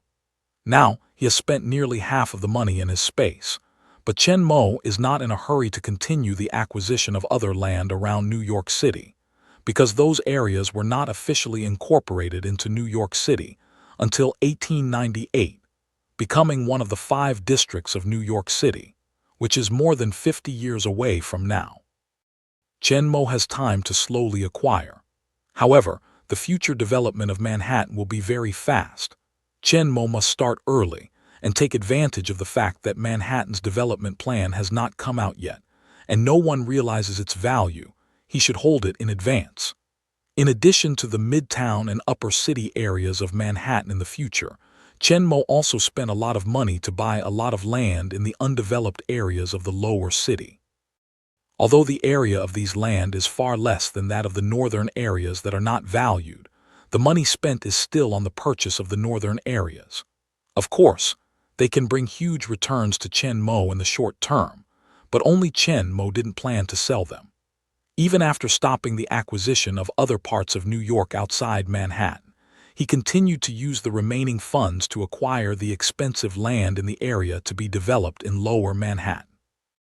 However, Chen Mo has entrusted these matters to a team of professional lawyers, accountants, and others with good professional integrity who he hired after screening. With Chen Mo's super perception ability, which is almost comparable to mind reading skill, no one who has a bad heart or a bad virtue can escape his accurate perception. Enough money can be spilled over, and it is easy to select qualified personnel from many candidates to build a dedicated team composed of professionals who are dedicated to him and are worthy of trust, while he himself temporarily released the land acquisition and shifted the focus to the layout of new industries. Sooner or later, the funds in the space will be exhausted. He must establish a new source of funds to support the later planning layout. However, he cannot change the technological process at will and put forward more advanced technologies to make profits. Therefore, the existing high-profit industry in the United States has become Chen Mo's first choice. My technology can't be taken out to make money, but I can grab yours directly. What industry makes money? Chen Mo can directly cut in and snatch their cake from other businessmen who are making a lot of money. According to the memory in Chen Mo's mind, the most profitable industry in the United States at this time is not real estate and arms, but a lot of people who don't know the inside information can't think of or see the business fur trade. High-grade fur is also a luxury in later generations, and in this era, only the upper class of society are qualified and capable of owning it. Precious fur is not cheap. It is a symbol of status and status. The enthusiasm of the upper class for fur is no less than that of the modern people for luxury cars and watches, especially in Europe. As early as the 1430s, the British royal family stipulated that fur can only be worn by nobles. Just as Chinese white porcelain was regarded as luxury in Europe in the Middle Ages, the European royal family regarded wearing fur as a symbol of noble status. Up to now, this crazy pursuit of fur has not weakened at all, but with the development of capital, the development of the doctrine has spread to the bourgeois people who hold a large amount of wealth, and the demand for fur is growing. However, the United States, which has not been developed too much, is rich in alpine forests and wildlife resources, and has a very rich fur output. As early as in the European colonial period, the Europeans who set foot on the American continent began to use felt, firearms, brandy, and other materials and live in the mountains, and the Indians who lived for hunting exchanged fur for fur. For the Europeans, the most common living materials are precious to the primitive and backward Indians. With some byproducts of their hunting, they can get the good things that they can't produce, but are very useful, which is the best thing for them. This kind of trade of barter, using cheap utensils, knives, cloth, liquor, and other living materials to exchange for valuable fur from Indians has continued until now, and is gradually monopolized by some families and large companies using force. They exchange fur cheaply from native Indians, process it, and ship it to Europe or sell it directly in the United States. A beaver skin can increase its value by at least 1,000% or even more than 200 times. And Chen Mo's goal this time is one of these merchants who monopolize fur trade. John Jacob Astor, a German-American businessman, is mainly engaged in fur trade and real estate investment. He is the first millionaire in the United States and the richest man in the United States. Now he lives in New York and holds a large number of land in the areas to be developed. His wealth depends on the brutal monopoly of fur trade of Indian tribes. John Jacobs Astor originally intended to monopolize the fur business in the Northwest, but there was a powerful Rocky Mountain Fur Company there, which monopolized the fur trade in the Northwest. After trying, the foreign John Jacobs Astor failed to enter. After the project was blocked, John Jacobs Astor focused his efforts on the vast area along the Missouri River Valley, where a large number of Indian tribes lived. In order to complete the monopoly of fur trade in this area, John Jacobs Astor can be said to be unscrupulous. He founded the American Fur Company. By means of deception, or even by force, he obtained the complete monopoly of this area, just like the feudal aristocrats had monopolized the manor. In name, the U.S. government dominates this vast land, but in fact, John Jacobs Astore's American Fur Company itself is a law. It not only has powerful force, but also uses deception and other means to monopolize the fur trade in this area, and makes huge profits from it, completely ignoring all laws enacted by Congress. By 1827, John Jacobs Astore's American Fur Company had successfully monopolized the Missouri area's trade with Indians. In this desolate and savage area, the agents of American Fur Company are fully armed, and people clearly realize that no competitor or individual businessman can dare to enter this area to do fur business. American Fur Company has deterred and controlled everything. It does not take the government's representatives seriously at all. It does not recognize any other laws except those needed by its own interests. It is through the monopoly of the fur trade in Missouri that John Jacobs Astore has made amazing profits. From an ordinary fur trader, he has become the richest man in the United States. With the money earned from the fur trade, he has started to enter the real estate field. At the same time, he has made a lot of investment in coal mines, other kinds of minerals, gas factories, and other industries. Chen Mo's goal this time is to snatch food from the richest man in the United States. In fact, Chen Mo can choose other targets with weaker strength. However, the time spent in that way is too long, and the efficiency is relatively low, which is far less rapid and direct. Moreover, the so-called richest man in the United States, a savage businessman who monopolized the fur trade in the whole Missouri area by means of powerful force, was not seen by Chen Mo at all. He could deter any armed forces who tried to invade his territory to purchase fur. In Chen Mo's eyes, they were just local people and could be destroyed. But Chen Mo didn't plan to fight on his own. Instead, he planned to take advantage of this opportunity to exercise the fighting ability of Victor and James. Other industries rarely go as far into the mountains and wilderness as fur trade, and can use force at will. Victor and James, two natural warriors, need such an environment to hone their combat effectiveness. John Jacobs Astore would not know that the Chinese businessman who had just been laughed at by him not only focused on his most profitable fur business, but also intended to turn his armed forces into the fodder for the growth of his two wild animals. After staying in a luxury hotel in New York, Chen Mo took Victor and James to leave the bustling city and head for Missouri's lush forest. When they first arrived in New York, they were still very new, but soon felt bored. Apart from the dense buildings, luxurious decorations, and busy people on the street, there seemed to be nothing interesting here. After a few days, these unchanging things soon became boring. Moreover, New York is a city with extremely developed commerce and finance. The rhythm of the whole city is extremely fast, which makes the two people growing up in the forest manor, surrounded by nature, very uncomfortable. Now I finally left this busy but caged city. Victor and James felt relaxed, like two wild animals locked up, and finally regained their freedom. They were all excited when sitting on the carriage. They were not as depressed as they were in the wine shop the other day. "Where shall we go this time, sir?" Victor is driving in front of the carriage. James sits in the carriage and looks at the gradually familiar and comfortable natural scenery outside the window. After many days of depression, he becomes curious about the destination again.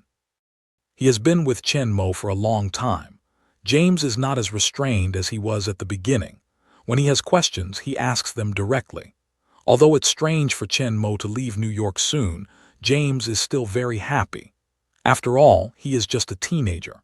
He likes relaxed and casual atmosphere and the beast-like wild nature hidden in his heart, which makes him more like a broad and free environment. Compared with why he left New York, he is more concerned about where they will go, another busy and crowded city, or a quiet and free country. Victor, who was driving in front of the carriage, heard James through the window and couldn't help but prick up his ears. Like James, Victor, who grew up at the foot of the Rockies and often played in the forest, didn't like the business atmosphere of New York very much. However, he was a few years older than James and a little more mature. He wasn't as impatient as James, but Victor was also curious about the destination. Feeling the deep curiosity of the two little hearts, Chenmo smiled at the corner of his mouth, slowly opened his mouth, and said slowly with a voice that Victor just could hear outside the front window, "Let's go hunting in the forest." When Victor and James heard that, their eyes were shining. They were obviously interested in what Chenmo called hunting. When Victor first entered the forest to play, he often set traps in the forest or used slingshot to hunt some small animals such as rabbits and birds. Naturally, they knew the fun of hunting. James, who has always been weak and ill, seldom left Joliet Manor and never had the chance to enter the forest, yearned for hunting. But what the excited two people inside and outside the carriage didn't know was that what Chenmo said about hunting was not what they thought. They were not hunting for the small birds and animals Victor had captured before, nor for the large animals such as bison and grizzly bear, but for the armed men of American Fur Company under John Jacob Astor. With the temptation of hunting, Victor and James, who were suffocating in New York, couldn't help but look forward to the destination. Even the carriage was much faster. It took several days to reach the vast forest of Missouri. Leaving the carriage in a small village on the edge of the forest, Chenmo walked into the forest with his hands empty, and Vickery and James, with their faces full of excitement. Shortly after they left the village, their whereabouts were reported to a group of armed men stationed in the village. This village is close to the forest and has a dirt road connected with the outside world. It is the only way for many fur merchants to get in and out of the forest, and the best place to rest their feet.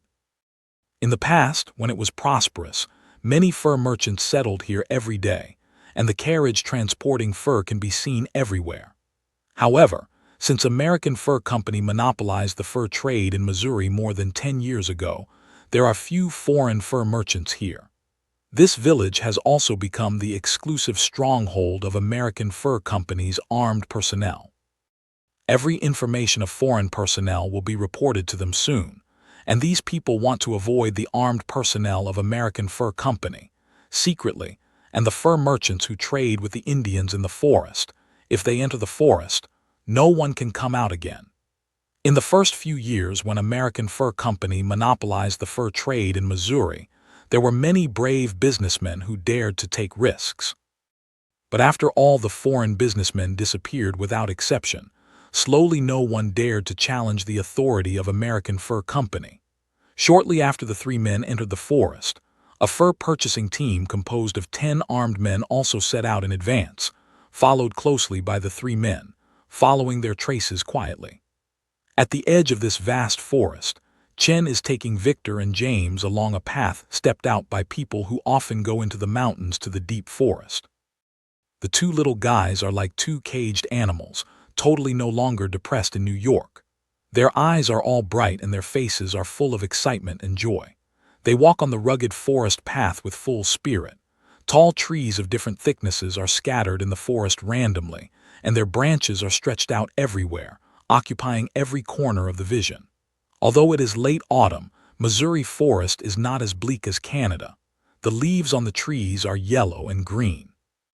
Although the ground has been covered with a thick layer of leaves, the leaves on the trees are still very lush, and the whole forest is still full of life.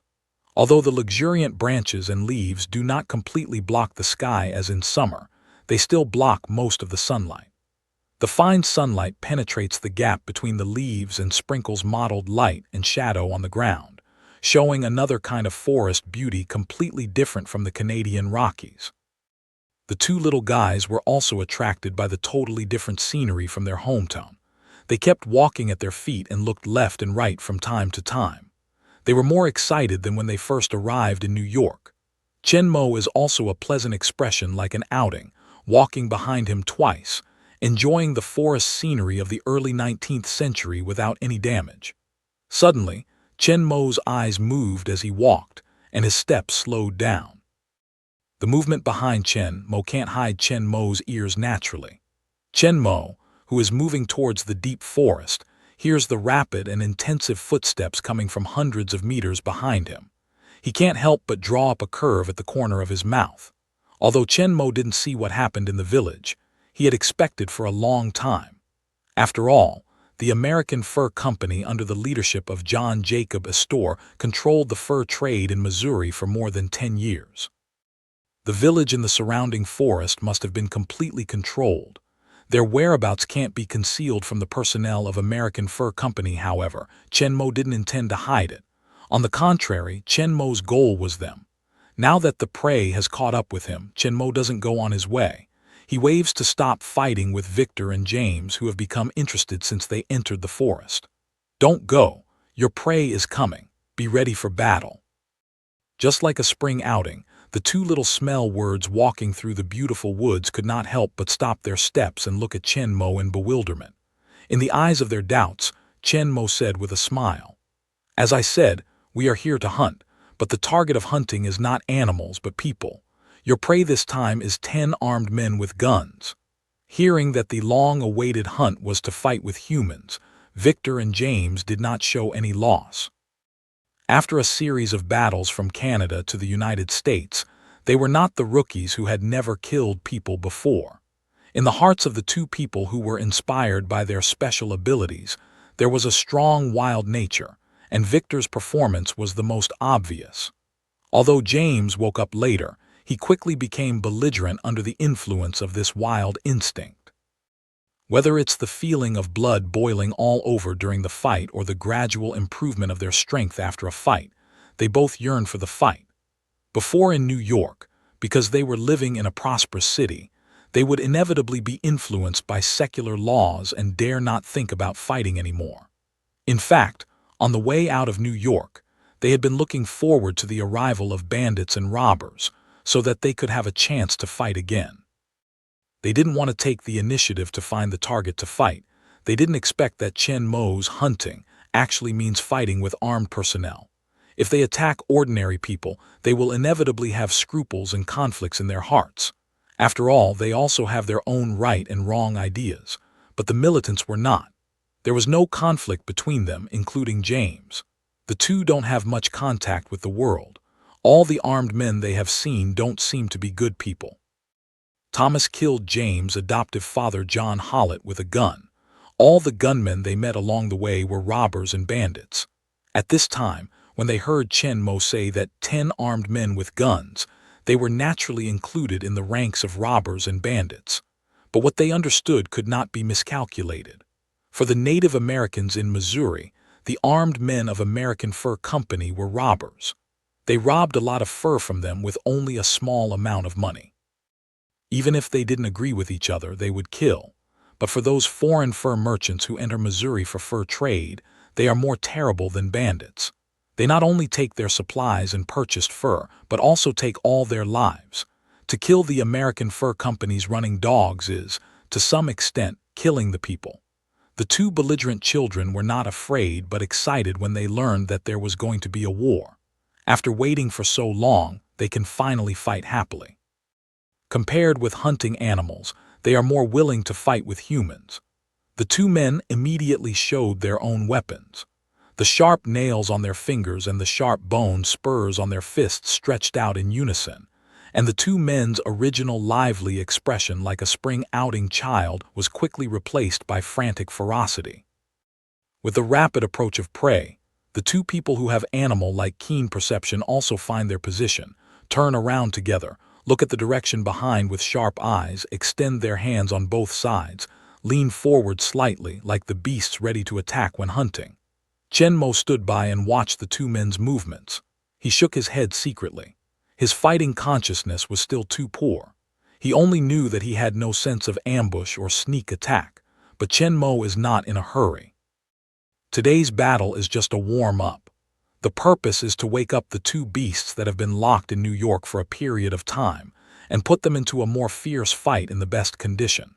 Soon, the figure of the armed man who was chasing after him appeared in the woods.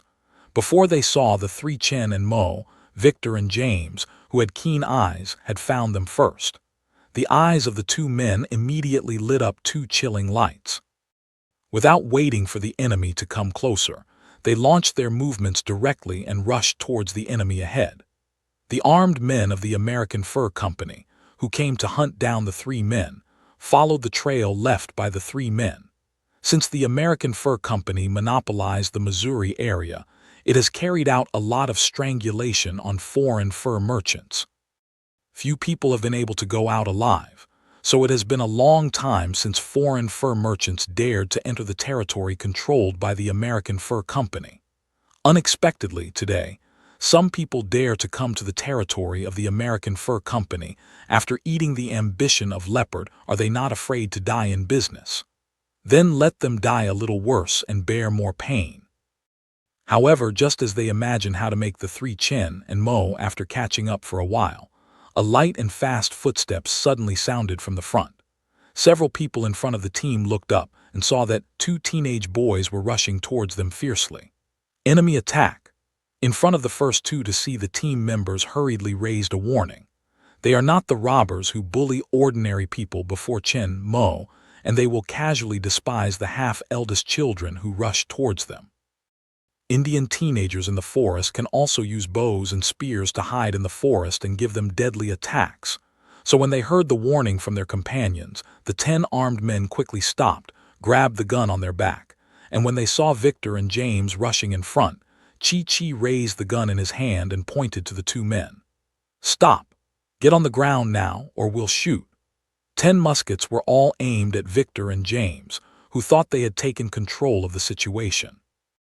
A middle-aged man in the lead did not give an urgent order to shoot, but shouted a warning to the two men. In this vast and primitive jungle, killing people is nothing. As the rulers of this area, they have killed people for many years, and naturally there will be no resistance and scruples. However, it's a little strange that two teenage white boys rushed to their armed team barehanded. Now that they have aimed their guns at them and mastered the situation, the leader plans to capture them alive and torture them. However, Victor and James turned a deaf ear to the warning of the middle-aged team leader. They rushed forward at the same speed and soon reached the front of the crowd. Dying! The middle-aged man of the leader saw that the two men ignored his warning and shouted angrily. He was ready to order the shooting. Just tens of meters away from them, Chen Mo, who saw the situation here, shook his head helplessly and raised his hand slowly. 2 black pistols appeared in his hands in an instant.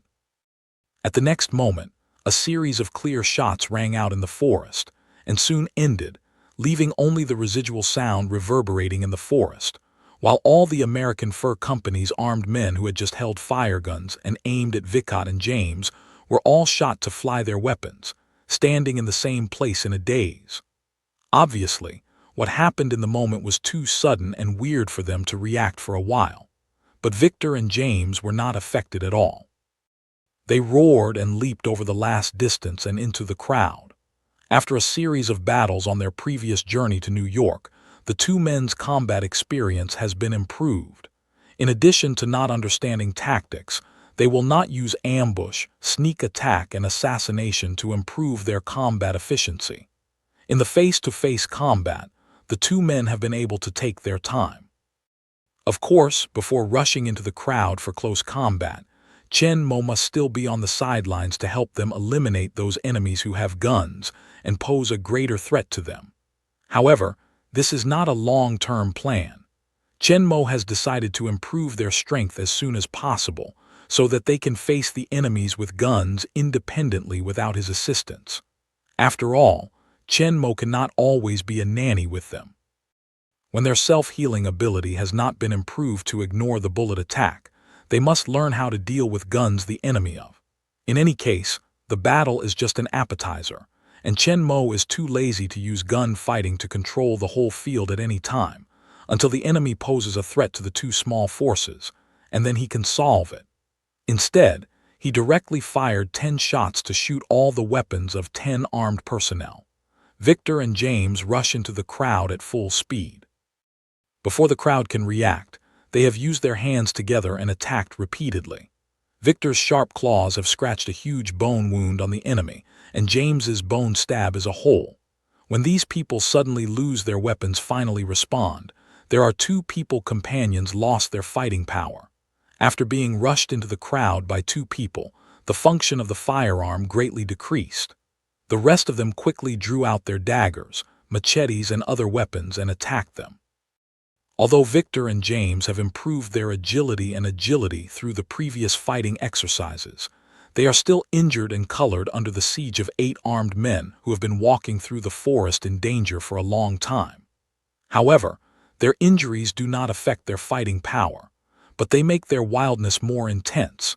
Ignoring their own pain, Red Eyes toward the side of the enemy launched a more violent and crazy attack. The rest of the 8 players in the attack of 2 soon all hung the color, but also very brave to continue fighting, no retreat. But after all, they don't have 2 powerful self-healing abilities. They have more and more wounds and their own state is getting worse. Their attack power is gradually decreasing with the passage of time. Victor and James, on the other hand, are fighting bravely. It seems that more and more wounds on their bodies are just a shot of stimulant. Apart from making them more crazy, they have no impact on their combat effectiveness. Chen Mo carefully observed the battle between the 2 men and summed up their respective fighting styles and the best attack methods of their claws. Chen Mo carefully observed the battle between the 2 men, summed up their own fighting style and the best way to attack with their own claws.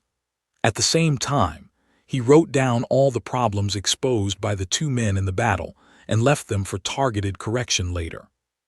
He took Victor and James to Missouri. In addition to seizing the lucrative fur trade held by John Jacob Astor, another important purpose was to train them through the armed personnel of American Fur Company. Victor and James, as the protagonists of the movie Wolverine, are a crucial part of Chen Mo's plan. However, Chen Mo is not satisfied with the strength of the 2 people in the movie. In order to achieve the best effect, Chen Mo will use the long waiting time of more than 100 years to try to improve their own strength and ensure that the final plan is infallible. At the same time, Chen Mo also wants to see if the 2 people who have improved their strength can surprise him in the future. After some time of fighting, Chen Mo also has a certain understanding of the 2's current self-healing ability. The general attack will not cause too much threat to the 2. Although the wound can't heal as quickly as it did at the peak of the movie, it can also quickly control the wound and gradually heal at a very fast speed in the process of fighting until the end of the fight basically. It has healed most of the time, which will not have a great impact on the battle of the 2 people, but will stimulate the wild nature in their hearts, make their attacks more fierce and violent, and improve their combat effectiveness. As long as we don't pay attention to the vital points that can be directly killed, such as the heart and brain, ordinary attacks will not pose a threat to the lives of the 2 people. Of course, if their abilities are more powerful, even if they are attacked, they will not be fatal. If they want to kill them completely at that time, they can only be achieved by special means such as beheading. The 2 men who have the super self-healing ability of cheating are already invincible. There is no suspense about the result of the battle. A few minutes later, the middle-aged leader who can resist finally was directly scratched his throat by Victor's fierce claw, sobbed and fell to the ground to die. The American Fur Company's armed men who came to chase Chen and kill Chen were killed by 2 small men all out. After the battle, the 3 didn't stop for a while. After their wounds were basically healed, Chen Mo and the 2 continued to walk towards the forest, leaving the bodies and weapons of the whole place. After a long way to the deep forest, the trace of the road is gradually blurred. The dense branches and shrubs will block their way from time to time, and the knee-deep weeds will also hinder their progress. Chen Mo then took out 2 sharp mountain cutters from the space and gave them to 2 people to open the road in front of them. He was responsible for guiding the direction and leading them to the forest. Chen Mo is not aimless. 8 times the physical quality of ordinary people brings Chen Mo's super keen senses. Chen Mo's super strong hearing can easily receive sound more than 10 kilometers away, from which we can distinguish the traces of human activities, and then find the Indian tribes and American Fur Company's armed personnel distributed in the vast forest. Chen Mo is like a human radar. As long as the human beings within a dozen kilometers make a big sound, they can hardly escape his hearing perception. If an Indian tribe is found, Chen Mo will use the living materials prepared in the space to exchange fur with the Indians. What he brings is more sincere than that of the monopoly American Fur Company. It is not only common felt, knives, liquor, etc., but also inconvenient to transport, but more popular matches, oil lamps, and kerosene. In the primitive and backward forest, once encountering rain, strong wind, and other weather, bonfires and fires cannot be ignited. Whether heating, cooking, or lighting will be greatly affected. While with oil lamp and flammable and durable kerosene, it is completely different. Not only can we ignore the impact of the weather, but also very convenient. Even if the wood cannot get wet, we can pour a little coal oil combustion. In addition, white wine is also the favorite of Indians. They like the feeling of bewilderment after being drunk. They think that it is a higher level of spirit. Almost all Indians, regardless of men and women, are addicted to alcohol. This kind of consumable is also the main trading material for fur merchants to exchange fur from Indians. These things brought by Chen Mo are very popular with the Indians. He soon used these low-cost materials to exchange for a large number of precious fur. The materials in the space gradually decreased, but the fur became more and more. But by the way, Chen Mo's main goal at present is to exercise for 2 hours. When there is no combat target nearby, the fur trade will be carried out by the way. Once Chen Mo finds the armed personnel of American Fur Company in his sensing range, he will rush over with Victor and James at the first time, and the two will directly kill them all, and at the same time, all the materials and fur they carry will be included in the space. Summed up the problems in the two men's battle, Chen Mo also directed the two men. In fact, they were just inexperienced in combat, awakened their special abilities, and had experienced many battles on the way from Canada to New York. The battle talents of Victor and James were gradually inspired. Under the guidance of Chen Mo, they soon realized their own problems and quickly made changes. The way of fighting became more flexible and changeable. The combat effectiveness has also been greatly improved. Like two awakened beasts, they are like a fish in water in the forest. With the help of the shelter of the terrain and trees, they are like tigers and wolves hunting. They approach their prey quietly. Before the enemy realizes the danger, they rush out and launch a deadly attack. Chen Mo did not stop at this point, making up for the shortcomings of their fighting style. On the one hand, Chen Mo also designed a set of fighting skills suitable for them according to their special abilities and fighting styles. Chen Mo's fighting ability is very profound. No matter what kind of fighting skills he mastered or his fighting concept, Chen Mo is no less than any martial arts master. He can deduce and create some relatively simple fighting skills according to his own needs. It's easy to say, but it's also compared with Chen Mo's advanced martial arts after countless deduction, fusion, and improvement. Compared with the ordinary fighting skills, its subtlety and power are actually very powerful. Victor's fighting skill is a simple and efficient fighting skill, which is based on the national skill and tiger claw hand, combined with Chen Mo's own advanced fighting skills and ideas. Through the attack on the vital parts of human body, the power of Victor's claws has been maximized, and the killing power has been greatly enhanced. Victor acts like a real tiger, which can kill the enemy and kill the enemy in a few moves. James's fighting skill is slightly different.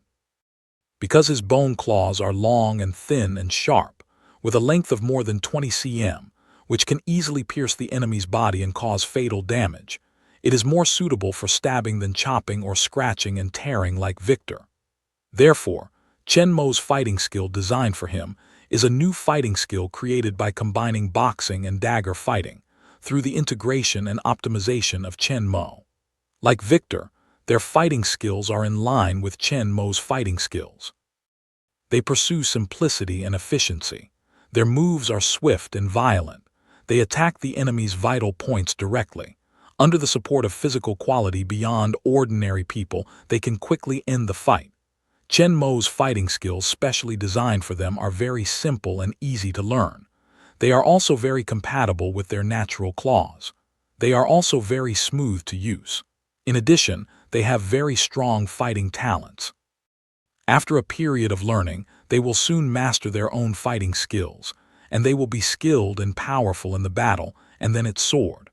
Although there is still a certain gap between the two men's physical quality and that of the adults, it's just a case of hard hitting.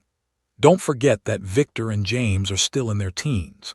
They are much smaller and thinner than adults, but their physical quality is far higher than that of their peers. This physical quality is directly and forcefully invincible to the nature of adults, but it can play a very high speed and flexibility on their own.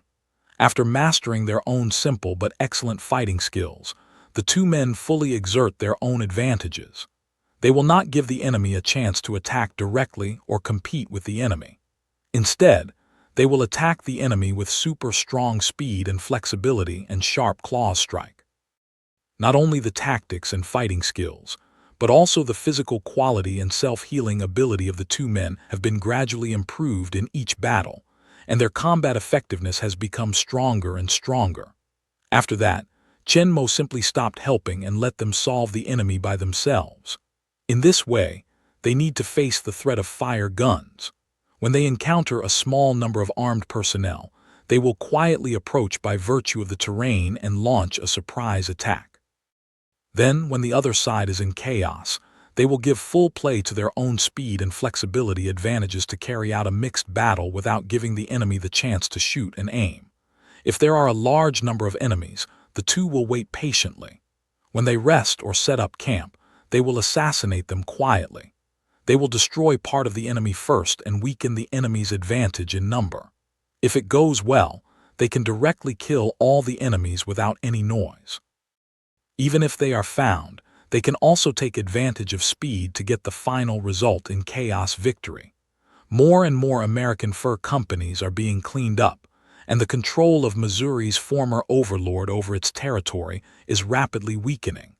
The legend of two fierce human animals with sharp claws has also spread throughout Missouri. Not only among the armed personnel of American Fur Company, but also among the indigenous people of the local Indian tribe, they have gradually heard the legend of these two fierce animals who constantly attack armed fur merchants. In fact, the Native Americans in Missouri have been very dissatisfied with the oppression and exploitation of American fur companies. At the beginning, these treacherous fur merchants also used the means of solicitation and deception to gain their trust, and exchanged a small amount of daily necessities for a large amount of fur from their hands. But later, after American fur companies grew stronger and monopolized the fur trade in Missouri with powerful force, even if the local Indians were dissatisfied with their extremely low fur price and wanted to trade with other fur merchants, they had no other choice but to endure their exploitation and oppression. It's not unpopular. However, we won't stop trading with them, but the American Fur Company that has completely controlled Missouri and regarded it as their territory. In this wild and primitive jungle, American Fur Company is the law. For those tribes that do not cooperate, they gather a large number of armed personnel, directly carry out forced suppression and looting, and many native Indians are killed. Naturally, the number of Native Americans in Missouri is far above the armed personnel of American Fur Company. However, due to the relatively scattered Indian tribe divisions, the relationship between them is not particularly harmonious due to the survival competition, and there is no unity and common external. The American Fur Company is a united whole, occupying an absolute advantage in the local power comparison. Unless the Indians of the whole Missouri area unite, they will not be able to compete with this powerful armed group at all. But this is impossible for the Indian tribes scattered in the vast land of Missouri, and the cost is too great, so they finally chose to compromise. As they did decades ago, they still live by hunting and continue to use the byproduct fur from their hunting for some living condition that can be improved to a certain extent our daily necessities and consumables such as liquor. Even if they know that the fur which is not very useful to them can be exchanged for more wealth than what they get after being transported out by these savage and powerful armed fur merchants.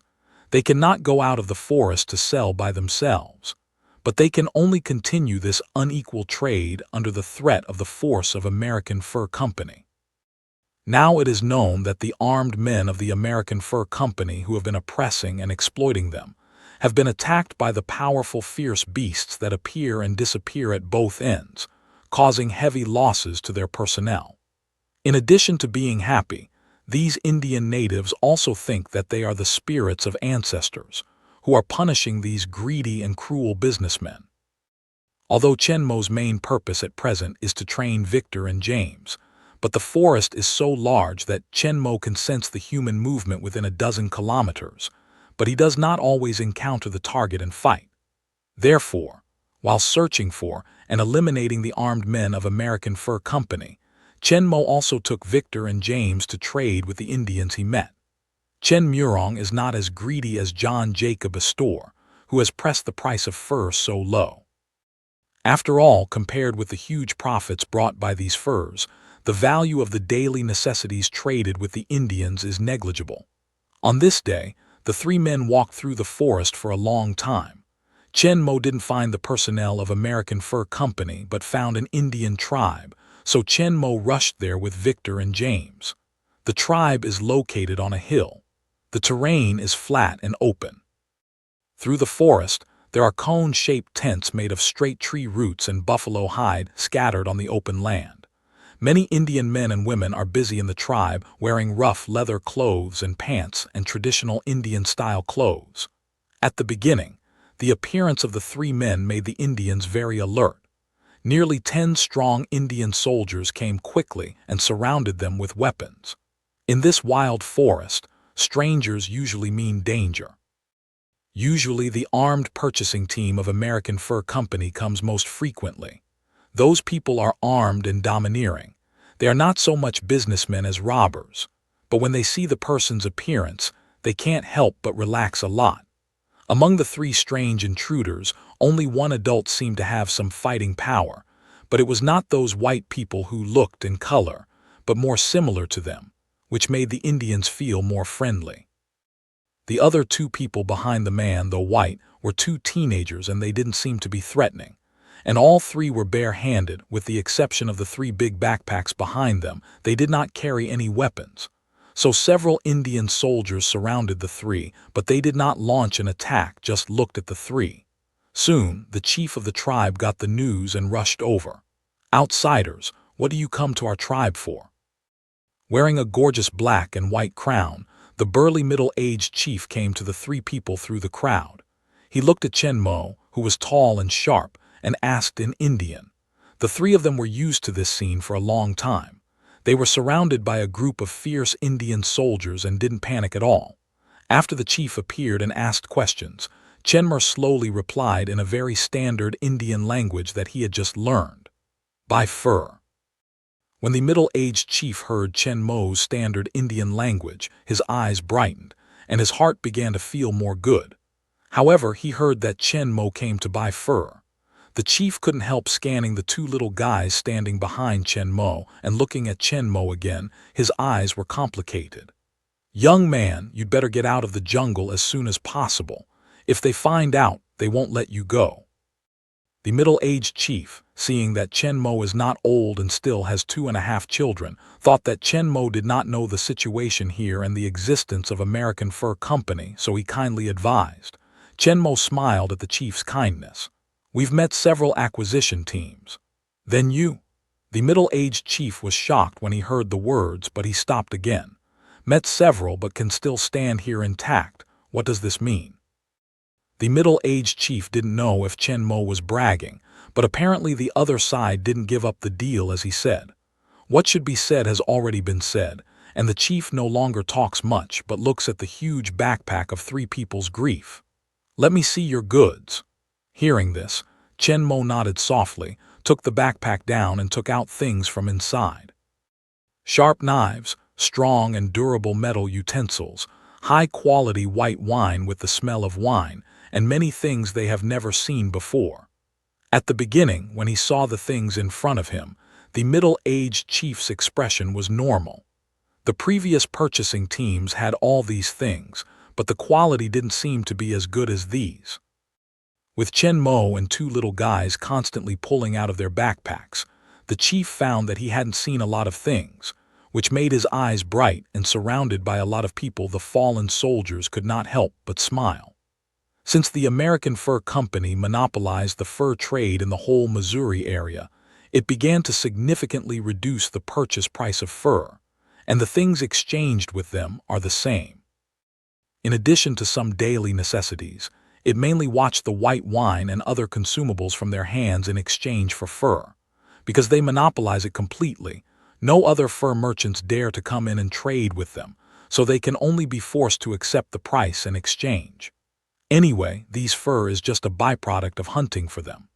They can't use much by themselves, especially the fur of some small animals such as beavers. If they don't trade, they will be thrown away eventually. It's better to change something useful. However, this tribe is different from other tribes. Their chiefs found that liquor cannot sublimate their spirit as other tribes thought, but paralyze their nerves and bodies and damage their combat effectiveness. Therefore, they never drink alcohol, and these years' trade also allowed them to exchange enough living materials. For those with American Fur Company, they don't really need a deal anymore. At this time, a large number of new things brought by Chen and Mew make them have a bright future. What is this? The middle-aged chief pointed to a head size with a solid metal frame outside, a solid prototype base below, and an arc handle made of thick wire above. In the middle, a transparent glass ball was inlaid, which was firmly fixed in the middle by the upper and lower frames. This is the kerosene lamp, Chen Mo said and motioned to Victor. Victor understood. He picked up a box from the side, lit the kerosene lamp, and handed it to the middle-aged chief.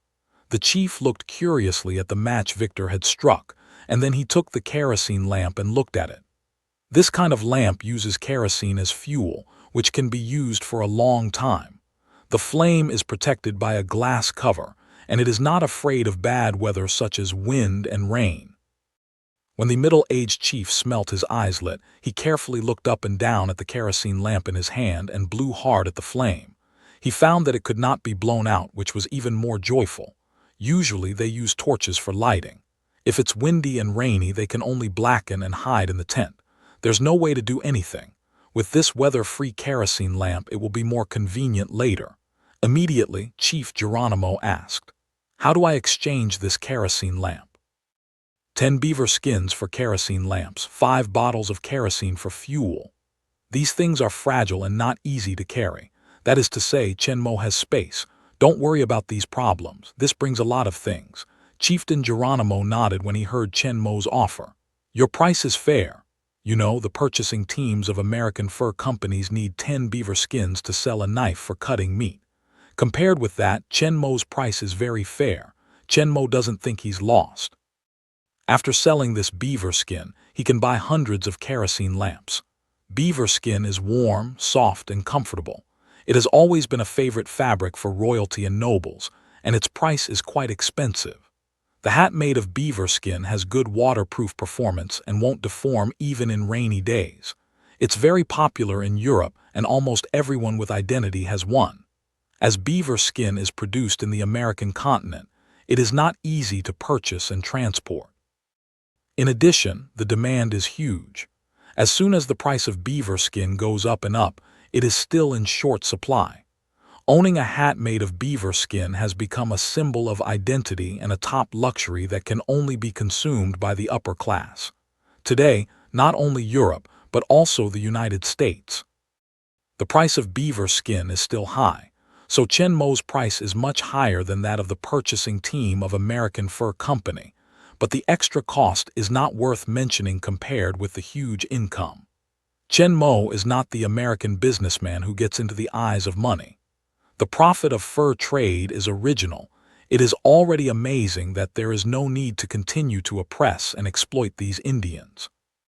Although it is impossible to trade according to the real value of fur, Chen Mo can carry a lot of goods and materials that are much more diversified than the original monopoly American Fur Company. and the price for fur is nearly twice that given by the original acquisition team, which makes these Indians who have been oppressed and exploited for a long time delighted and praised Chen Mo's trade fair. In this Indian tribe called Lakota, Chen Mo used various materials to exchange a large number of beaver skin, mink skin, buffalo skin, and other kinds of fur, and even a huge bear skin.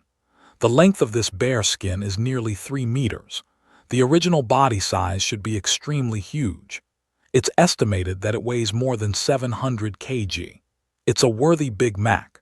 It's not a simple thing to kill it. Even some weak tribes are likely to be slaughtered and seriously injured if they encounter such a huge, fierce beast. However, the situation of Lakota tribe doesn't seem to pay a huge price. From this, we can see that the strength of Lakota tribe's soldiers is quite good.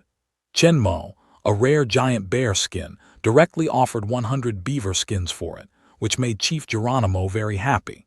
He said that Chen Mo's price was fair. After the transaction, Chen and his 3 people gave a warm reception. The next day, Chieftain Geronimo saw Chen and the 3 men off in front of the tribe. "The Lakota tribe is looking forward to your coming again.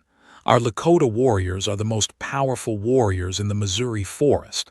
Next time, we will prepare more animal fur to exchange with you, hoping you can bring more and better things." Chief Geronimo said with pride. Chen Mo nodded at his words. Chieftain Geronimo didn't boast. For the Indian tribes he had been to, the soldiers of Lakota were the strongest and bravest of all tribes.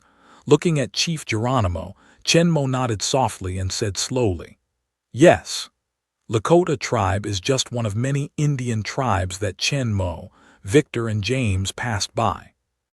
As a result of these transactions, a large number of living materials stored in Chen Mo space in New York City, and materials stolen from armed personnel of American Fur Company were quickly replaced by piles of precious fur.